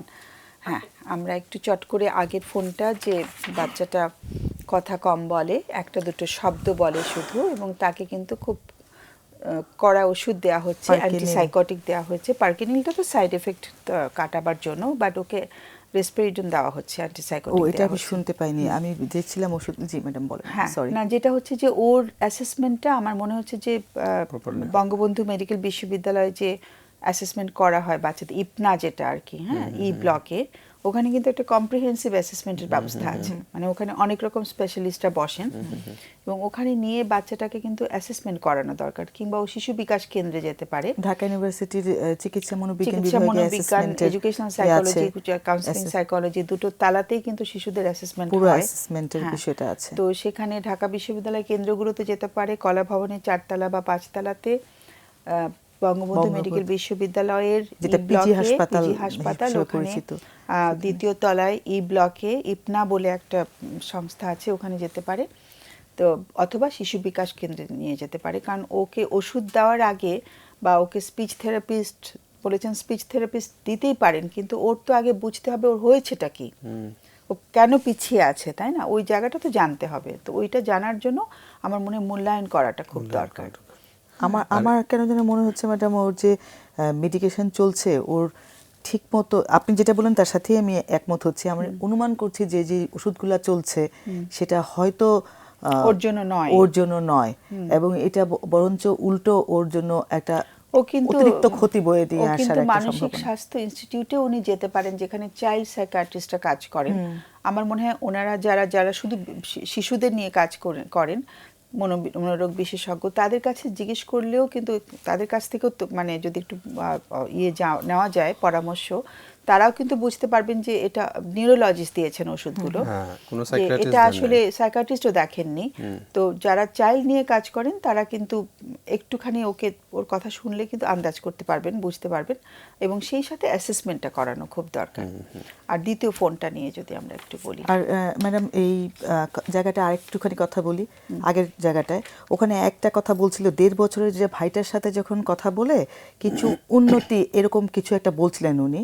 আমরা যেটা জানি যে বাচ্চারা লিপসিং দেখে যে কথা যে শিখে, তো এই বাচ্চাটার সাথে যদি বসে ওনার সাথে বসে বাচ্চাটার সাথে চোখে চোখ রেখে যদি কথা বলে, বাচ্চাটা কিন্তু ঠোঁট নাড়ানি দেখে হচ্ছে কথা শিখে। তাহলে ওই যে এইভাবে করে কিন্তু ওনার সাথে বাচ্চাটার সাথে কথা বলতে পারে এবং খুব দ্রুত, যেহেতু ওষুধটা চলছে, আমি ওনাকে অনুরোধ করব যে যত দ্রুত সম্ভব আপনি যে ঠিকানাগুলো বলেন ওখানে গিয়ে আগে দেখা যে বাচ্চাটার বুঝে আসলে নেওয়া কি যে লাগবে, ওষুধগুলোকে ওর জন্য দরকার ঠিক আছে কিনা কিনা। এবং ওর আসলে মানে কি অসুবিধা আছে যেটা অনুযায়ী ওকে মানে চিকিৎসা পদ্ধতিটা ঠিক করা যেতে পারে। আর এখানে আরেকটা বিষয় হচ্ছে যে বাচ্চাটা ওনারা বললেন যে শুধু কথা বলতে পারছেন না, 30% কথা বলছেন না, শুধু ওয়ার্ডস হ্যাঁ, বলছেন, দুই একটা ছোট ছোট কথা শব্দ, বলছেন, হ্যাঁ, তাও কিন্তু লিমিটেড কিছু শব্দ। হ্যাঁ, কিন্তু আদার্স ইমোশনগুলা কি প্রকাশ করতে পারছে কিনা। অনেক সময় হচ্ছে যে গঠনগতভাবেও যদি কারো গলায় বা স্পিচের জায়গায় যদি কোনো সমস্যা থাকে সেক্ষেত্রেও কিন্তু কথা নাও বলতে পারে, কিন্তু এটার জন্য আমি সাইকিয়াট্রিক ড্রাগ ডোজ শুরু করে দিয়েছি, তাকে সাইকোলজিক্যাল ইন্টারভেনশন দেওয়া শুরু করে দিয়েছি। এই জায়গাগুলো তার মানে সাইকোলজিক্যাল ইন্টারভেনশন তো কিছু না, হচ্ছে না, সাইকিয়াট্রিক ইন্টারভেনশন দেওয়া শুরু করেছি। আর হচ্ছে মেডিসিনাল ইন্টারভেনশন, মেডিকেল ইন্টারভেনশন দ্রুত যাওয়া দরকার। সো এইটাও যে আপনি বললেন যে আগে অ্যাসেসমেন্টটা প্রপারলি করে তারপরে একটা মানে ওভারঅল প্ল্যানিং করে যেন তার ট্রিটমেন্টটা, লং টার্ম ট্রিটমেন্টটা কি হবে, শর্ট টার্ম ট্রিটমেন্ট কি হবে, সেভাবে আগানো যেতে পারে। খুব সেটাই। দ্রুত যাওয়া দরকার। মানে ও কিছু মানে পারিপার্শ্বিক বিষয়গুলোকে উপলব্ধি করতে পারছে কিনা, যেটা তুমি বললে যে ইমোশনাল জায়গাগুলো কেমন হচ্ছে, আবেগগুলো কাজ করছে কিনা, সেই জায়গাগুলো একটু কান্নার বোঝা, সময় কান্না করছে কিনা বা যেখানে নন হাসার ভার্বাল কথা কিউ হাসতে দেখে পারছে হাসছে কিনা, কিনা, অন্যদের সাথে কমিউনিকেট করছে কিনা নন Exactly. ভার্বালি। এটা আর দ্বিতীয় অ্যাসেসমেন্ট ফোনটা- সেন্টারগুলোতে গেলে এটা ধরে তারপরে তার যথাযথ চিকিৎসাটা করতে পারবে। Exactly. দ্বিতীয় ফোনটা একটু যদি সেটা হচ্ছে যে উনি বললেন যে দরিদ্র পরিবার থেকে উনি এসেছেন, ওনার কম বয়সে 18 বছর বয়সে বিয়ে হয়ে গেছে, বাচ্চা 6 বছর, সে মার কথা শুনছেন না। আবার উনি পরক্ষণে আবার বলেছেন উনার অনেক রাগ, ওনার রাগ কন্ট্রোল করতে পারেন না, বাচ্চাকে উনি মনে ভালো যে করছেন শেয়ার করেছে সুন্দর করে। এবং এটাও বলে দিয়েছেন জন্মের পর থেকেই বাচ্চা তার সাথে ওনার সাথে ইয়া করছেন না। তো এই বিষয়টা বুঝতে হবে, আগে বাচ্চার দিকে ফোকাস না করে নিজের দিকে মনে হয় একটু ফোকাস করা যায়, আসলে আমি কি করছি, আমার কোন মেসেজের কারণে বাচ্চাটা তো অন্য সবার সাথে করছে এবং স্কুলে ফার্স্ট হয়েছে, তার মানে ব্রিলিয়ান্ট বাচ্চা, কিন্তু আমার কি জায়গা, কোন জায়গাটা আমার কাজ করা দরকার, যেটার জন্য আমার বাচ্চা নিজে এবং মা অনেক মারধর করেছেন হ্যাঁ, কিন্তু ছোট্টবেলা থেকে খায়নি, ভয় পায় কিনা। ম্যাডাম হ্যাঁ। জোর করে চেপে ধরে খাওয়াতো। সেটাই, সেটা ভয় তাতে করে পাচ্ছে। মায়ের প্রতি একটা হয়তো ভয়, রাগ সবকিছুর একটা বিতৃষ্ণা চলে মিশ্রণ আসছে। সৃষ্টি হয়েছে আর কি। তো মা কিন্তু কারো কাছে যেতে পারেন, মানে বাচ্চাটার কথা উনি বলছেন ঠিকই, আগে আমার মনে ওনার হচ্ছে জন্য। মায়ের বিহেভিয়ারটা যদি, মায়ের আচরণটা যদি উনি একটু ঠিক করতে পারেন, ওনার রাগটা একটু কমাতে পারেন, রাগটা অতিরিক্ত আমার কাছে মনে হচ্ছে, বলো না যে আমাকে কেউ কিছু উল্টাপাল্টা বললে আমি অসম্ভব রেগে যাচ্ছি, তো রাগটা তো আমাদেরই কমাতে হবে, অন্য কেউ আমার সাথে সবসময় ভালো করবে তা তো নয়, তাই না? So, মা কিন্তু কারো কাছে সেবার জন্য যেতে পারে, মা অন্য এই জায়গাটায় ম্যাডাম আমার যেটা মনে হচ্ছে যে মা যে অন্য কেউ কিছু বললেই যে খুব হয়ে যাচ্ছে, তার মানে মা নিজের আত্মসম্মান বোধের যে জায়গাটা বা নিজের আত্মবিশ্বাস, সেলফ স্টিপের যে জায়গাটা, আত্মমর্যাদা, ওই জায়গাটা মনে হয় কম আছে। ওই জায়গাটা নিয়ে উনি যদি কাজ করেন, ওনার রাগও নিয়ন্ত্রণে চলে আসবে, বাচ্চাটার সাথেও সম্পর্কটা খুব সুন্দর হয়ে যেতে পারে আশা করা যায়। সেলফ এস্টিম তো হয়তো বুঝবে না, মানে আত্মমর্যাদা বলছিলাম যে নিম্ন আত্মমর্যাদা, নিজেকে যথেষ্ট গুরুত্ব সে দিতে পারছে কিনা, হয়তো বা নিজেকেই গুরুত্ব দিচ্ছে না ঠিক মতন, যার জন্য অন্য একটা মানুষের অন্য কেউ কথা খুব কিছু লেগে যাচ্ছে ভেতরে। একটা অদৃশ্য একটা বাটি অন্যের সামনে ধরা, যে আমাকে ভালো বলেন বা আমাকে খারাপ বলেন না। এখন কেউ যখন একটা কয়েন ছেড়ে দেয়, খারাপ বলে, তখনই তো কষ্ট লাগছে। সেটাই। তো আমরা যদি মানে এত বেশি প্রতিক্রিয়া করে ফেলি, তখন আশেপাশের মানুষ, বাচ্চা কেন বড়দের সাথেও সম্পর্ক, আমরা সব সময়ের অভাবে জিজ্ঞেস করতে পারিনি যে আরেকটা বিষয় ওনার মনে হচ্ছে যে উনিও কি এইভাবেই বড় হয়েছেন, বাবা মার কাছ থেকে মার খেয়ে বড় হয়েছেন কিনা। উনার যদি সেট থাকে বাচ্চা মানুষ করতে হলে এইভাবেই করতে হবে, মারের কোনো বিকল্প নেই। সো এই প্যারেন্টিংয়ের যে জায়গাগুলা, সেই জায়গাগুলা যদি উনি একটু দেখেন অনলাইনে, বা যদি ওনার সুযোগ থাকে এই বিষয়গুলা ইয়ে করলে এবং নিজের যে জায়গাগুলো, রাগের জায়গাগুলো, এটা কন্ট্রোল করলে ওনার সাথে শুধু বাচ্চার সম্পর্ক না, আদার সবার সাথে সম্পর্কটা ভালো হবে। সো আজকে আমাদের সময় একদম শেষ। তুমি একটু, তোমাকে থামিয়ে দিয়েছিলাম আজকে টপিকের উপর 1-2 লাইনে যদি কিছু বলো। আজকে টপিকসটার উপর ম্যাডাম, এটা আমার কাছে একদম গোড়ার জায়গাটাই মনে হয় যে মানুষের এই যে নিজের যে একটা গুরুত্ব, আমার যে কিছু ভালো জিনিস আছে, আমার যে কারোর সাথে তুলনা হয় না, আমি হচ্ছি সৃষ্টিকর্তার স্বতন্ত্র সত্তা। আমি আমার বাবার যে শুক্রাণু এবং আজকে এটাতেই আসতেছি ম্যাডাম। এই ফেসবুকের এই টপিকসটার সাথে আমি বলছি যে মানুষের মূলত ওই জায়গাটায় কমতি থাকে ম্যাডাম, যে কারোর সাথে তুলনা হয় না। আমি আমারটা নিয়ে যদি হ্যাপি থাকি, হ্যাপিনেস তো হচ্ছে সুখ তো ম্যাডাম, যারা ডিপ্রেসড হয়ে যাচ্ছে তাদের কথা বলছি, যারা বেশি বেশি করে দিচ্ছে তাদের কথাও বলছি ম্যাডাম। আপনি একদম গোড়াতে গিয়ে দেখেন যে আমরা শো আপটা বেশি করছি, বা আমি দেখছি যে ম্যাডাম কি সুন্দর একটা এই জামদানি শাড়িটা আমার নাই, আমি দুঃখিত হয়ে গেলাম কেন, আমি আমারটা নিয়েই তো সুখে থাকতে পারি। সুখ তো আপেক্ষিক। তাহলে প্রত্যেকটা মানুষের যে নিজস্ব কিছু গুণ থাকে, প্রত্যেকটা মানুষের যে নিজের একটা জায়গা থাকে, যে গুরুত্বের আমার ভালো কি, আমি সেটা নিয়ে সুখে থাকি, এই জায়গাটা ঠিক করলেই তো সব হয়ে যায়। আর শেয়ারিং তো মানুষ করতে চায়, ভালো জিনিসটা তো মানুষ করতে, ফেসবুক তো খারাপ জিনিস না, ভালো জিনিস, কিন্তু আরেকজন এটা দেখে দুঃখিত হওয়ার কি আছে বাবা। আবার বেশি বেশি দেওয়াটাও আমার মনে হয় বেশি দেওয়াটাও হচ্ছে শো অফ করা, সেটাই বলছি। শো অফটা বেশি হয়ে যায়, শেয়ার করাটা ঠিক আছে, কিন্তু কোনো কিছু সরি আজকে আর সময় দিতে পারলাম না, আমাদের বিরতির ঘন্টা বেজে গেছে, বিরতি না, শেষ ঘন্টা বেজে গেছে। দুজনকে অসংখ্য ধন্যবাদ, অনেক ধন্যবাদ আসার জন্য। অনেক ভালো করেছো, ভালো কথা বলেছো। আর সুপ্রিয় দর্শক, আমরা শেষ করছি সিনোরা আমি এখন কি করব অনুষ্ঠানটি। আর আগামী অনুষ্ঠানের বিষয়বস্তু নির্ধারণ করা হয়েছে যে যারা বিশেষ চাহিদা সম্পন্ন শিশু আছেন সমাজে তাদের ব্যাপারে সমাজের দৃষ্টিভঙ্গিটা কি, বা দৃষ্টিভঙ্গি কেমন হওয়া উচিত, এবং তাদের পরিবারের উপরে এই যে বিশেষ চাহিদা সম্পন্ন শিশুটির পরিবারের মানুষদের মানসিক যে অসুবিধাগুলো হয় বা মানসিক অবস্থানগুলো কেমন হয় সেটি নিয়ে আলোচনা হবে। সে পর্যন্ত সবাইকে অনেক ধন্যবাদ, শুভকামনা জানিয়ে আজকে বিদায় নিচ্ছি। শুভরাত্রি।